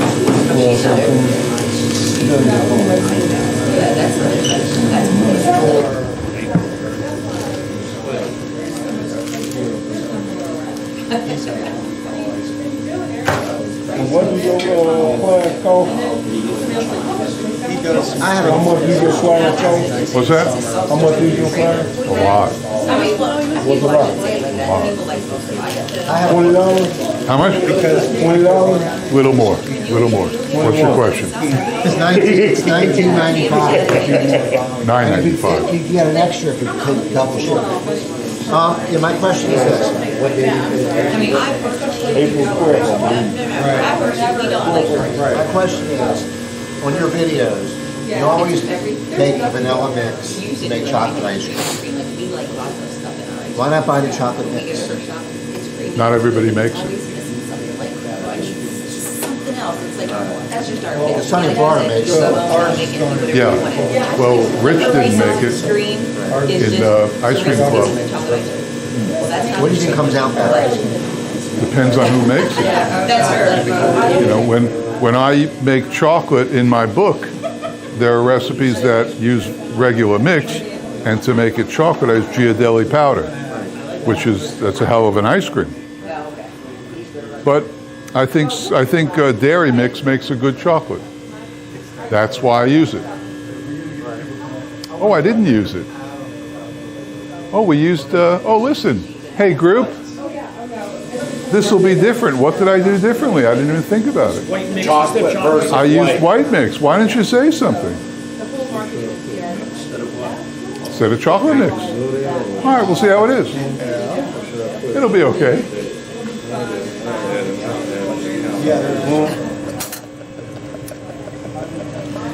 Let's try it.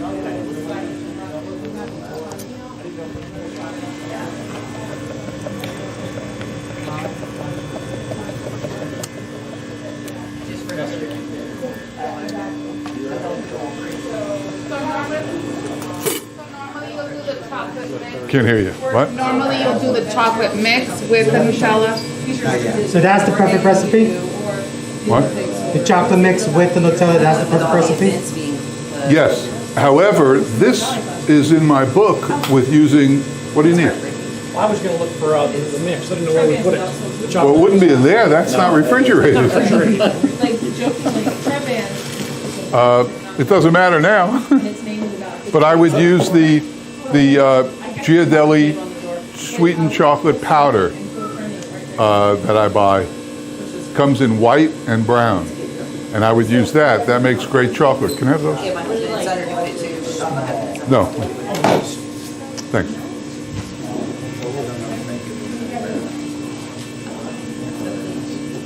What's it called again? What? The powder? Ghirardelli. Ghirardelli? You never heard of Ghirardelli? Look in the brown, look in the baby section of the grocery store. Ghirardelli brown.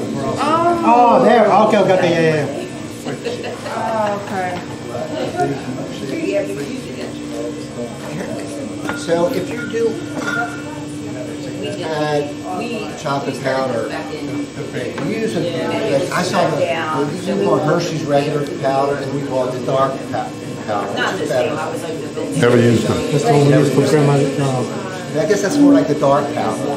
What? It's more like a darker chocolate. We have not. No, it's not. It's more like a milk chocolate powder.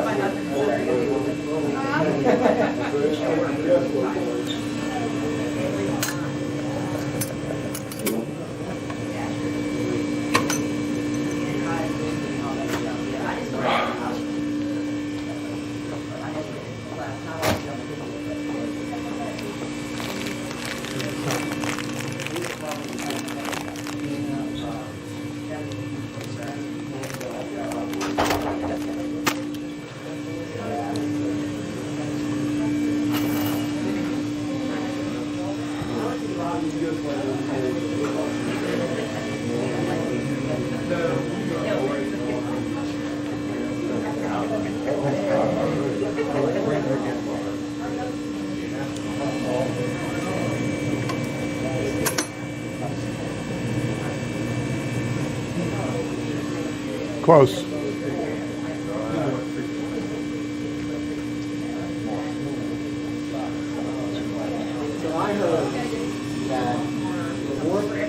Ice cream is sold in Alaska. For the number of people that live there than almost any place in the United States. We just had a call from a guy in Alaska who's coming down here for the April class.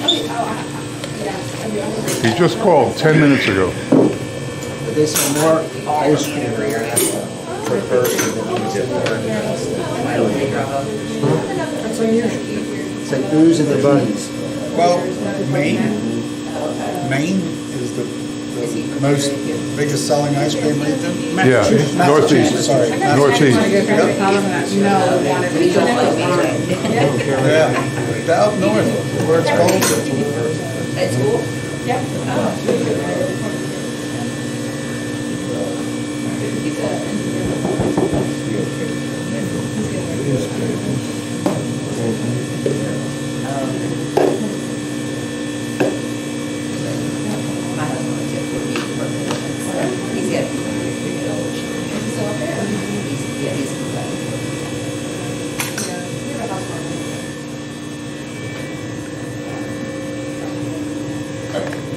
Make sure you fill them first.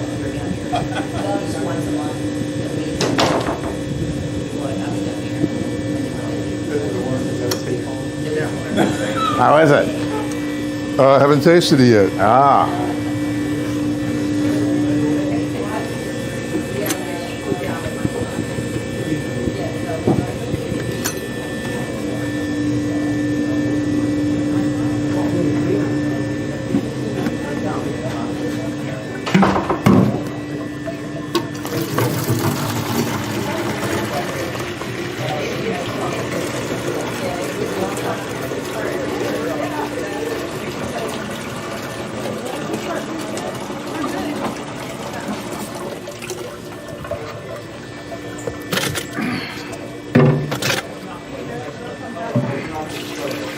Okay, I think we're ready.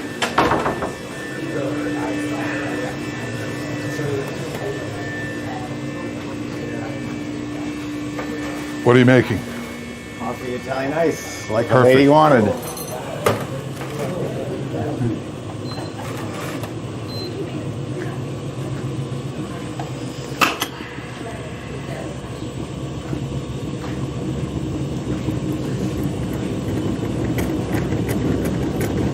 £2 of sugar.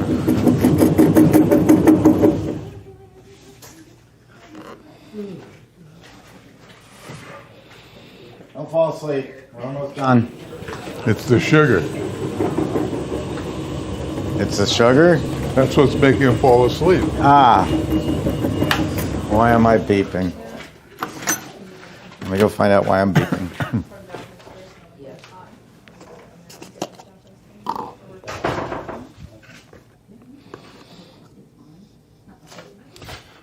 Okay. Who's going to help me pass this stuff out, Lorenzo or John? Okay. Chef, if you were in an area where you couldn't get chocolate mix, would you add some Ghirardelli powder? Of course. To this? It's in the book. You didn't read your book last night. No, I didn't. Well, had you read your book, you wouldn't ask that question. I mean, I'm just saying. How about sticking a spoon in each one of these?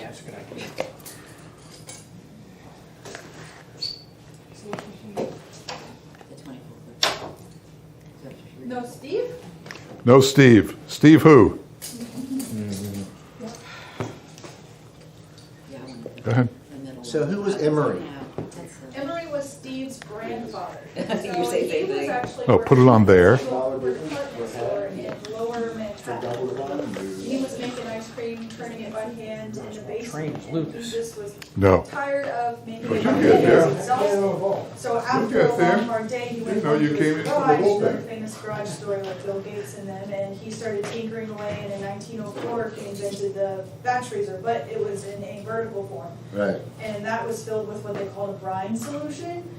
So after patenting it in 1906, he decided to open up his factory in 1905 in the Bronx, New York. And that's where Emery Thompson was located. The factory was for 100 years, and then they moved the company here. When did they move here? Huh? Do you know what year they moved it here? 2005, I believe, so it was from 1905 to 2005. Oh, yeah? I asked who Emery was. Emery was, as she told you, my grandfather. People had funny names back then. And Emery was a odd name, but it was common back then. Emery Thompson. So a lot of people think it's two people. It's two what? A lot of people think it's two people. I get that question. Like a law firm. Yeah. I thought it was 2 days. I thought it was 3 days. Yeah, they do. A lot of people think that. So your grandfather had a daughter, and she married a Thompson, right? So that's how it became Emery Thompson? No. No, Emery. His name, is Emery. Joe Smith, Emery Thompson. That's a nice first name. That's a good first name. Well, not everyone knows can figure it out. It does get confusing. Okay. People try to spell it like an Emery board. Yeah, E-M-O-R-Y. Like the Rolls Royce, those two separate people. Things like that. There you go, Steve. Thank you. Don't do that again. Yeah, what happened to the chocolate mix? It's different. Yeah, it's much more Nutella. Yeah, The other way, it's not. right, you're right. Are you ready to pack? Well, the chocolate thing, chocolate milk, the chocolate. While you're eating that, I'm going to be putting together the. I've changed You want this? changed up what I was going to make. I'm making coffee Italian ice. Anybody hear me? Yes. What? Yes. Okay. And we sat over here and told you how good it was. So I've got my sugar and water. Just put it in. It's real easy to make Italian ice. Which machine? CB? Yeah. Okay, I'll clean out the other one. Why? What do you add in there? Oh, chocolate. A little chocolate won't hurt coffee. But you're not using this machine, right? No, I'm using the CB Right. 350.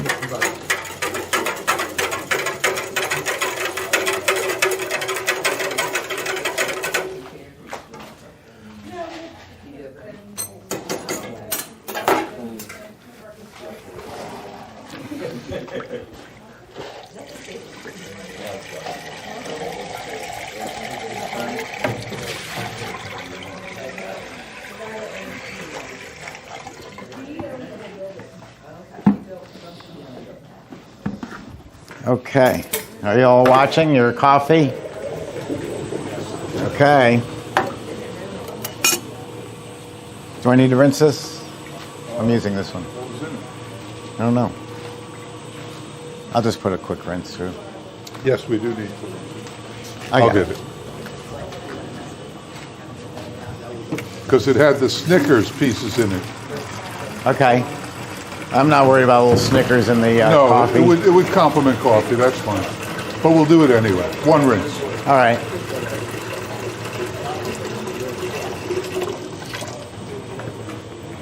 Close the gate, open the door. Gate open.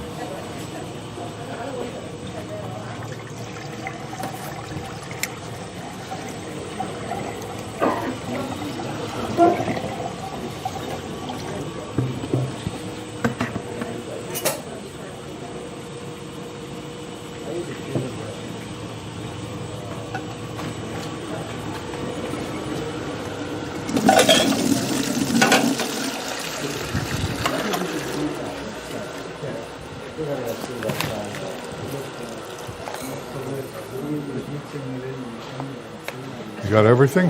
Yeah. Okay.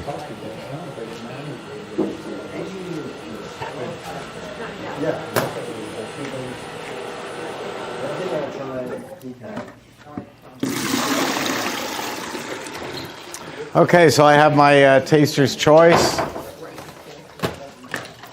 Ladies, I have my taster's choice to make the coffee ice. I've put the sugar in here, the water, and that's all the ingredients there is. We'll taste it just like Jeff does once I put it in to make sure that I've got enough coffee flavor in there. It's easy to adjust.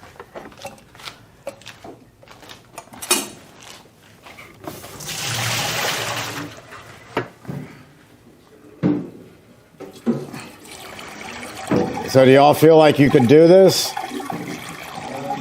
Pretty simple.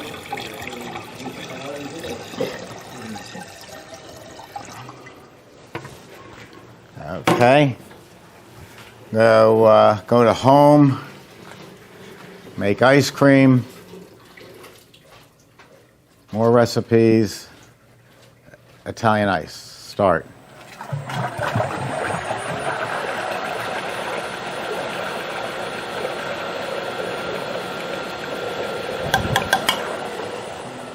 I'm watching out for that 25 cents off coupon. I haven't seen it in here. It may have been the last batch.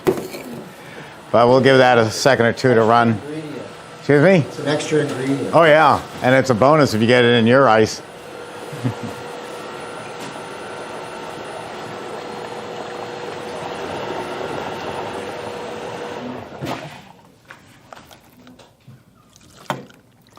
Let's see.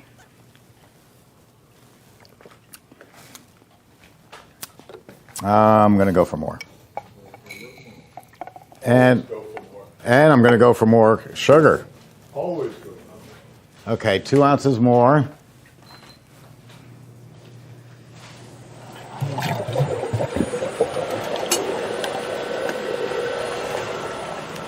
And another. I like how you're doing this. Getting like you, right? Well, it's good. You taste it, you know. Yeah.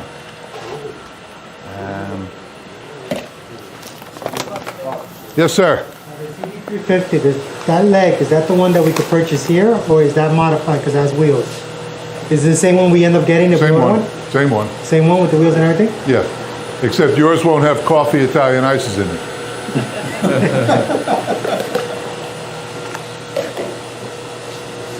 We'll let that dissolve for a little bit, and then we'll try it again. I'll let try it I'll let again. you try it, Jeff.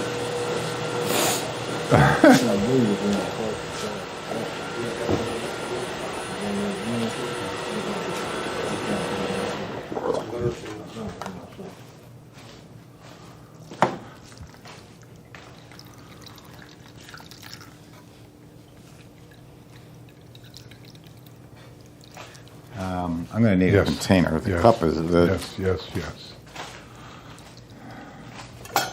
There we go. Want to try that? Put this on. This will keep me up for a week, won't it? It might.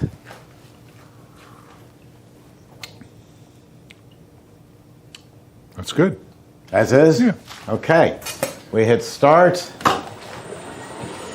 It's on Italian ice. We hit refrigeration and we're off. Should take about 14 minutes. Again, dairy product is low in sugar, high in fat. It freezes faster, about 8 minutes. Italian ice is high in sugar and no fat, so the higher sugar about 14 minutes. And it was just the taster's choice. Oh no, this won't keep you up. This is my decaf. There you go. You're all set. You can drink this all day, all night.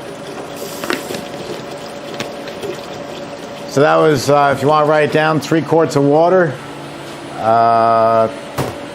2 pounds of sugar, and 15 ounces of taster's choice. So this is our last flavor and your last chances to ask questions. So if you think of anything, fire away for Jeff or me. Do you use the same amount of coffee in ice cream mix as you are for Italian ice? Probably a little less because dairy product itself has flavor. And so it's easier to flavor. In Italian ice, you're dealing with sugar and water, which has no flavor except sweetness. So you do need almost double the flavor when you make Italian ice. So it's a good starting point. You can take an ice cream recipe and just double the flavor, and you're good. And my go-to sugar water formula is 4 quarts of water and 2 pounds of sugar. So that always works. And then you can adjust from there. Yes? Do you have a question? I did. Let me think. Now I forgot my question, so it doesn't matter. That's all right. You'll remember. Yeah. It wasn't about any George Steinbrenner stories. It wasn't about any stories you might have about George Steinbrenner. It was or wasn't? It wasn't. Oh, okay.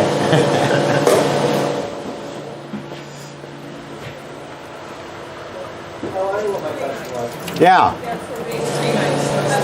We've noticed that if we add fresh fruit when it's coming out of the machine, that you mix in that you would mix in pieces of mango into an ice cream or something like that.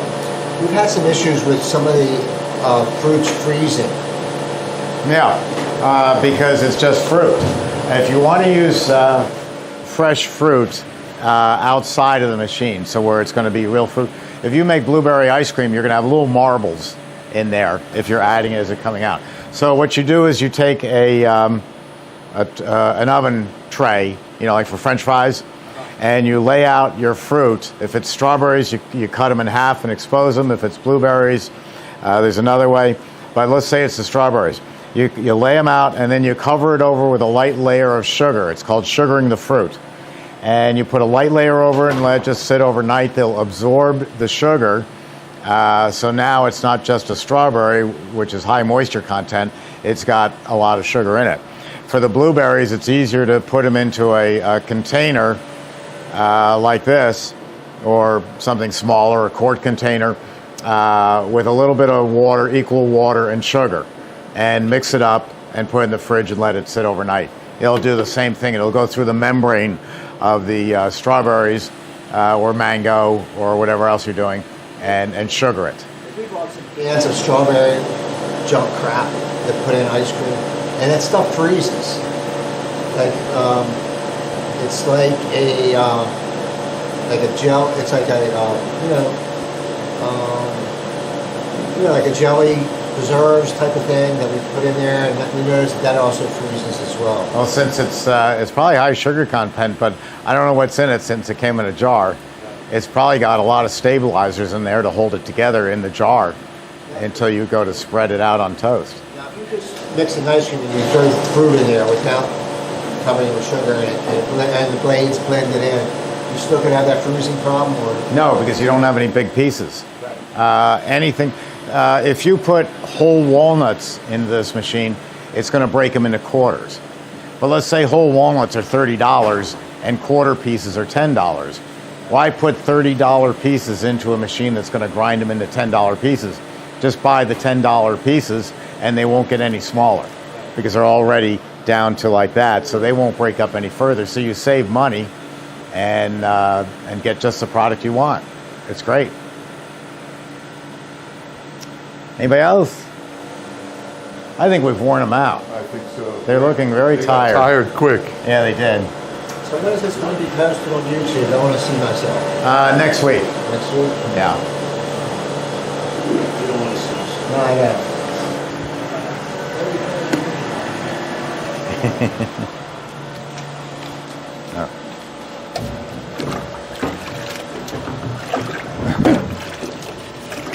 I just know that when they stand up, we're going to have a lot of questions. Of course. Well, you can email me. I'll do the best I can. In a prior life, I was the controller for some manufacturing. I'm sorry, what? In a prior life, I was the chief financial controller for some small, medium-sized manufacturing companies. Okay, well, you'll be amazed at what we do. Yeah, I'm curious. The materials are unbelievable. I have never cheapened the machine in the 49 years I've been here. I have always looked at it and said, if we have a way to do it better and it costs more, let's do it. Because these things have an average lifespan of 40 years. Some only go 35. We have a number of them that are in the 60 and 70-year-old machines, which doesn't make it a good used machine because they were made out of different materials back then and they're illegal Don't you have lead today. in those old machines and stuff? I'm sorry, what? Lead? Don't you have lead? Lead and copper. Copper. Yeah. Just like paint used to have lead. Right. You know, and just like you used to have a car without a catalytic converter. Yes. What is the maintenance cost on one of the machines? I'm sorry, what? What is the maintenance cost on one of the machines? What's the maintenance cost on the machine? I can answer that. Yeah, you can. Let's say you have the machine for 25 years. Your maintenance cost will be, let's see, nothing. Pretty close to it. The springs, let me get you a dasher. The secret to the dashers, which is a design, we used to do something like this, which was based on centrifugal force. You turn on the machine and the blade throws against the wall because of the weight of it. They used to be all metal. So that works until you get into the lower speeds. And then there's not enough speed for them to throw against the wall, so we went over to these blocky design. Now, all the other manufacturers use Delrin like I do, but their blades last 4 to 6 months. These last on average 5 to 6 years. And if you had to replace them, they're the same cost as the other guys, 4 to 6 months. The springs are what are pushing the blades out against the wall. So brand new, they're going to push the blades against the wall. A year and a half later, they're still going to push against the wall. So cost of maintaining the machine, a set of springs every year and a half. I think they're about $35. Okay. So that's it. When do you know that you need the springs? Excuse me? When do you know? Usually you start building up ice on the walls or your freezing time gets long, that's when you need it. But you should be, it's like saying, when does my car need an oil change? When it stops running. It would be a good idea if you did it every 6,000 miles. So it would be a good idea if you did these every year and a half if you're doing business, and every year if you're doing an insane business. And most of my customers do insane. And all our designs are the same. That's the CB350. I don't even think I have the strength left to do this. Oh, this was for my machine. This is the 44 quart. Same design, just bigger.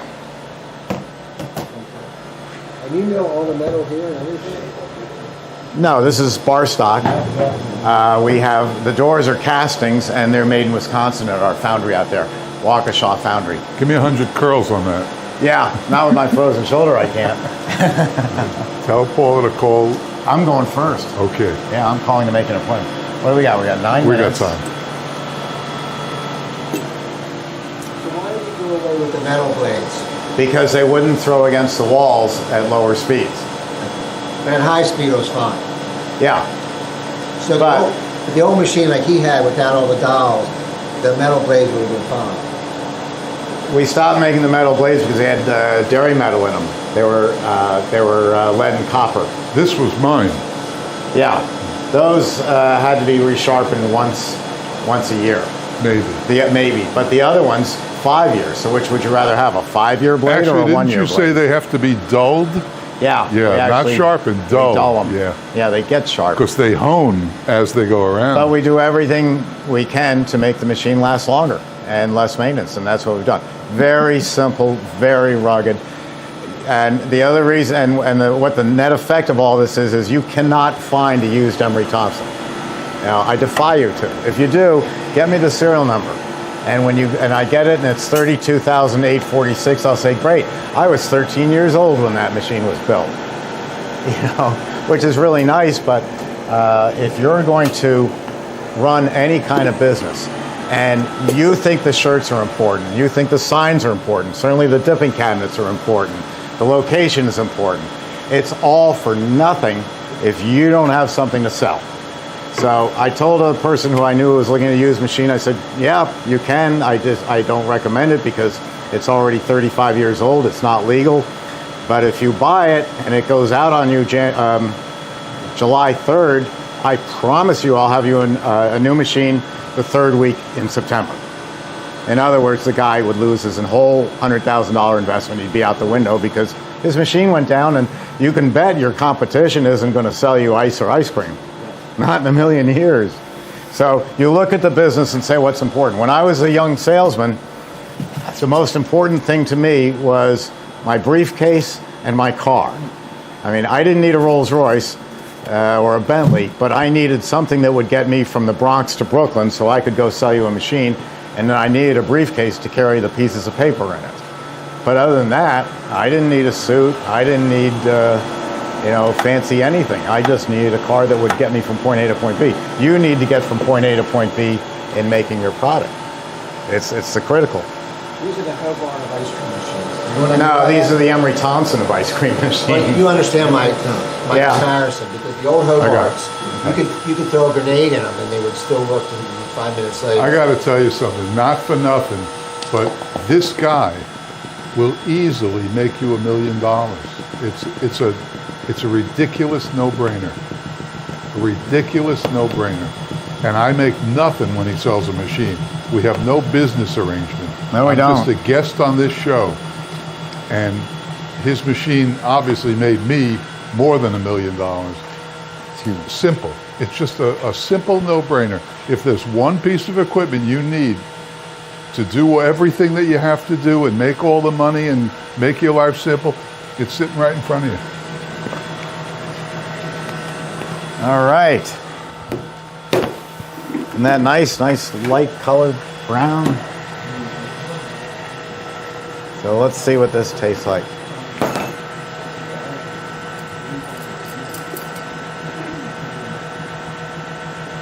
What a nice texture.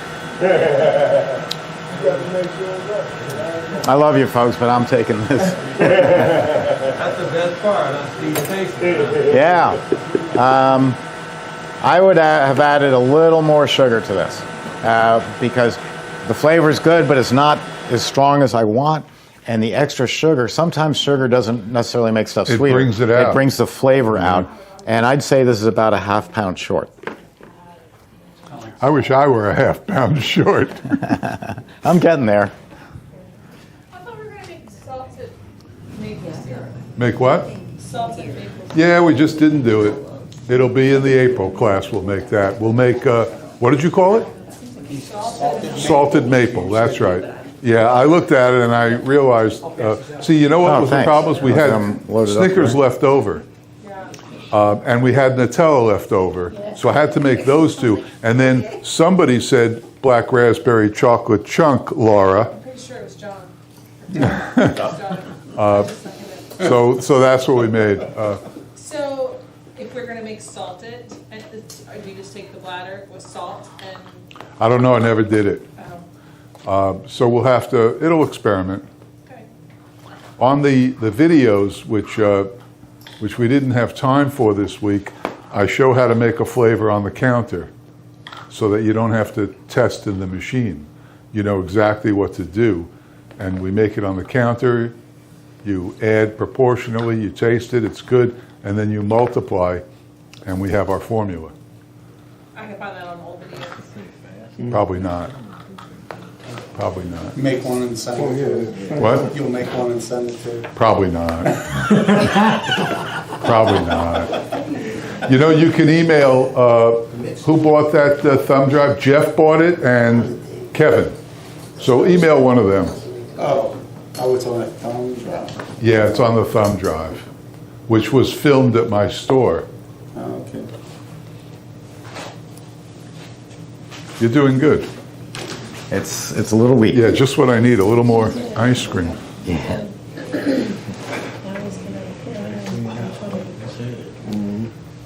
Okay, thank you very much. Now this will taste even better when it gets colder. It's on the warm side. Between the price between the ice cream. We want 3 biscuits. The 24 quart currently in 2000. See, these are going to be out there for the next 15 years. So, hey, you want Mike? Just pop me down for a second. You son of a... You're dope. The 24.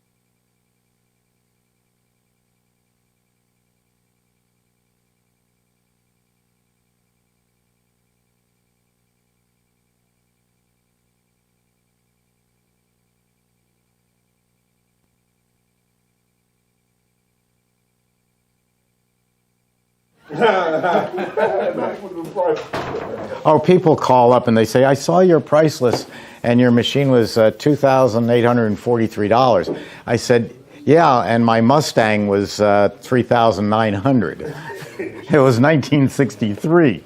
The old price lists stay around forever. We had Mustangs in 1963. 65. 65, thank you. Yeah, that's a little. So now, that's got issues with it. Would you like add more sugar and water and put it back in, or? No, it's so cheap you throw it out and you make a note and say, I would like to add a little more coffee to it.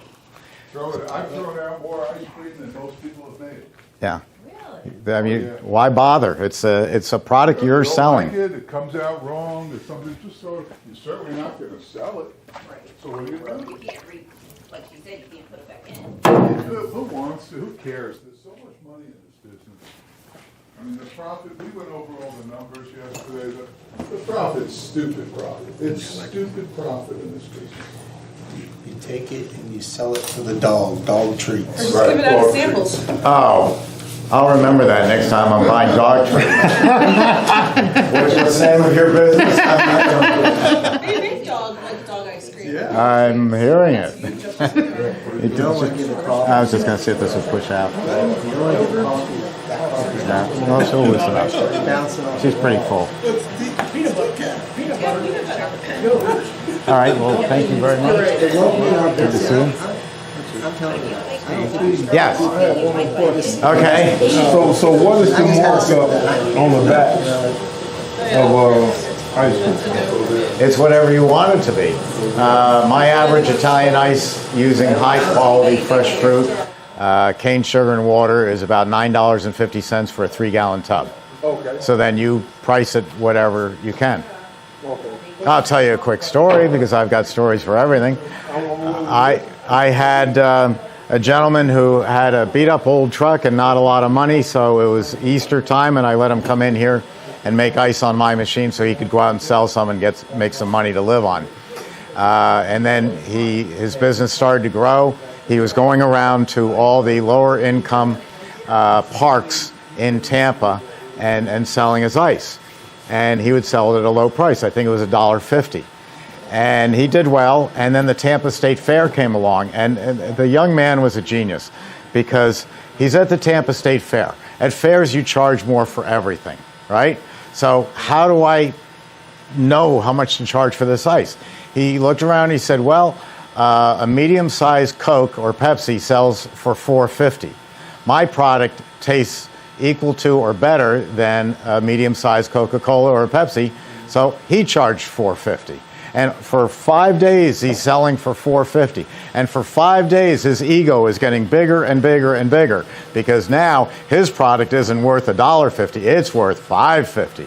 So he's driving home after the Tampa State Fair, and he has a little product left over, and there's this small park, and the kids come running up to him, they know him, and they go, "Hey, mister, how much for an ice?" And he says, $5.50, kid. And the child goes, "Gee, I only have a dog biscuit. I only have 49 cents. He goes, "Okay, kid, for you, 49 cents.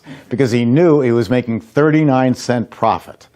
And there is a smart businessman, because he wasn't going to get $5.50 for it, but he could get, at that spur of the moment, he could get 39 cents for a product he was going to throw away.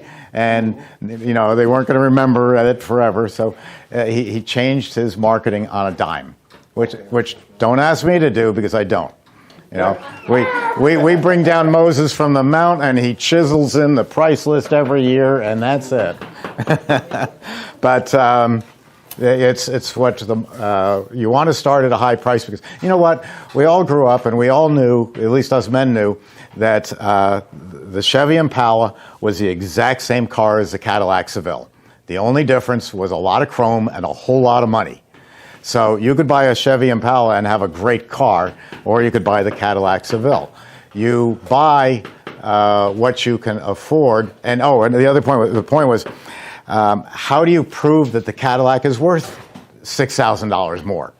Because you charge more for it. It's just as simple as that. If you know you can make it for 10 cents and you feel guilty selling it for $3, you're not in the right business. And you can do that with sugar and water. I can't do it with steel and compressors and Freon, because the prices are so high. So my prices are good what they are, but you can adjust yours, but start at a high price. Don't give it away. Okay. I mean, if there's a hurricane coming and only one person is going to come through that door today, we want to extract as much money from him as we possibly can. Anybody else? One more. Yeah.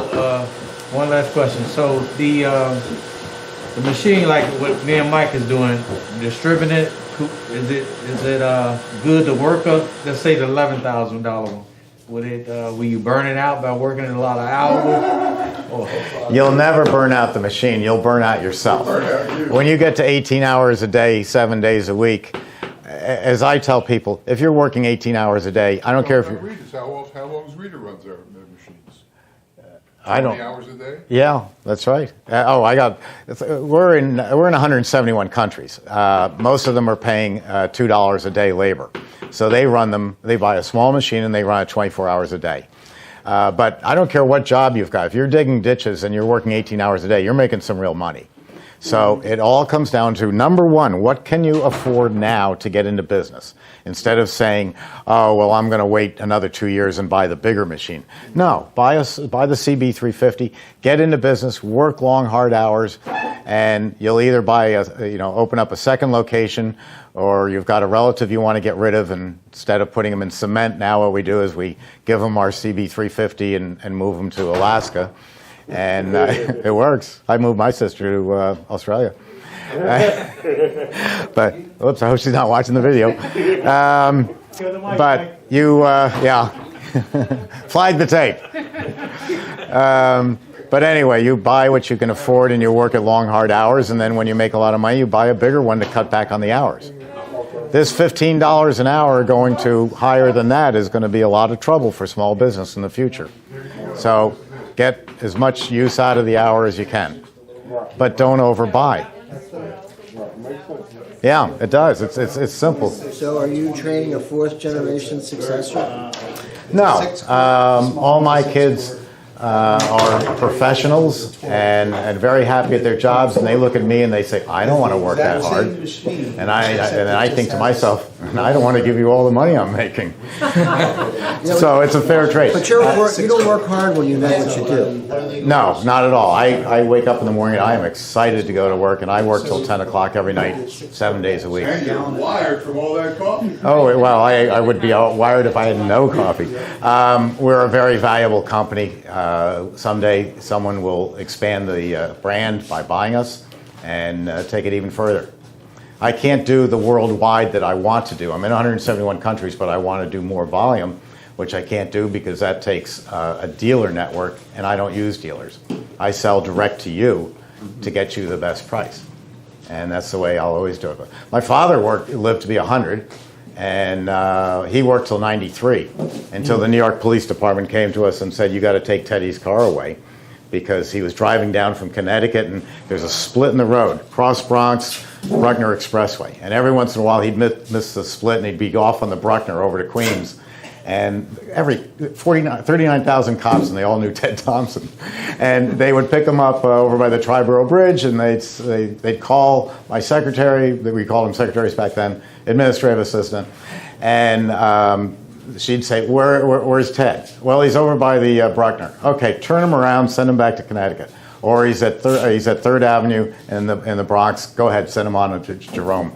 And they said, we just can't keep doing this personal service for your father. So they said, you got to take the car away. Boy, was he mad. And it wasn't losing the car. It was my mother. When he turned 90, Mom decided that she was going to make him live longer than Ruth in the Bible. You know, she was aiming for 140. And she started feeding him lettuce leaves and stuff like this. Wives do that to you. Watch out when you get up to that age.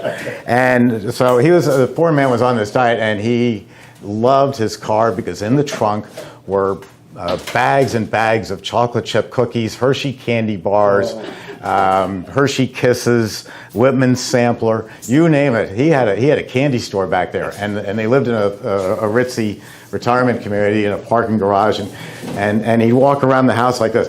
Evelyn, I can't find my glasses. I'm going down to the car to get them. And she'd say, Teddy, they're on top of your head. Oh, well, no, those are the wrong glasses. And he'd go down and he'd go attack his stash. So we had, my sister and I, my other sister who lives here, and I had to take his car away. And the reason he was so mad is we took his stash. And so they had a concierge, and so Paula took it upon herself to every couple of weeks send Dad a box of Whitman Sampler, and they would keep it at the front entrance, and all he had to do was go down there and grab a few pieces. So the point is, I have no intention of retiring. I'm just having too much fun. The worst thing you can do is take an old person's car away. Excuse me? The worst thing you can do to an old person is take their car away. Because it's like their freedom. Yeah. You know? Oh, it got worse because when he turned 90, we had a family party for him. People came in from everywhere, a lot of people. We had this long table that looked like the Italian mob, and Dad's sitting at the head of it, and I was sitting here, and he gets up in front of the crowd and looks at him, and he raises up his arms and says, I would have been here sooner, but my son took my car away. I felt that big.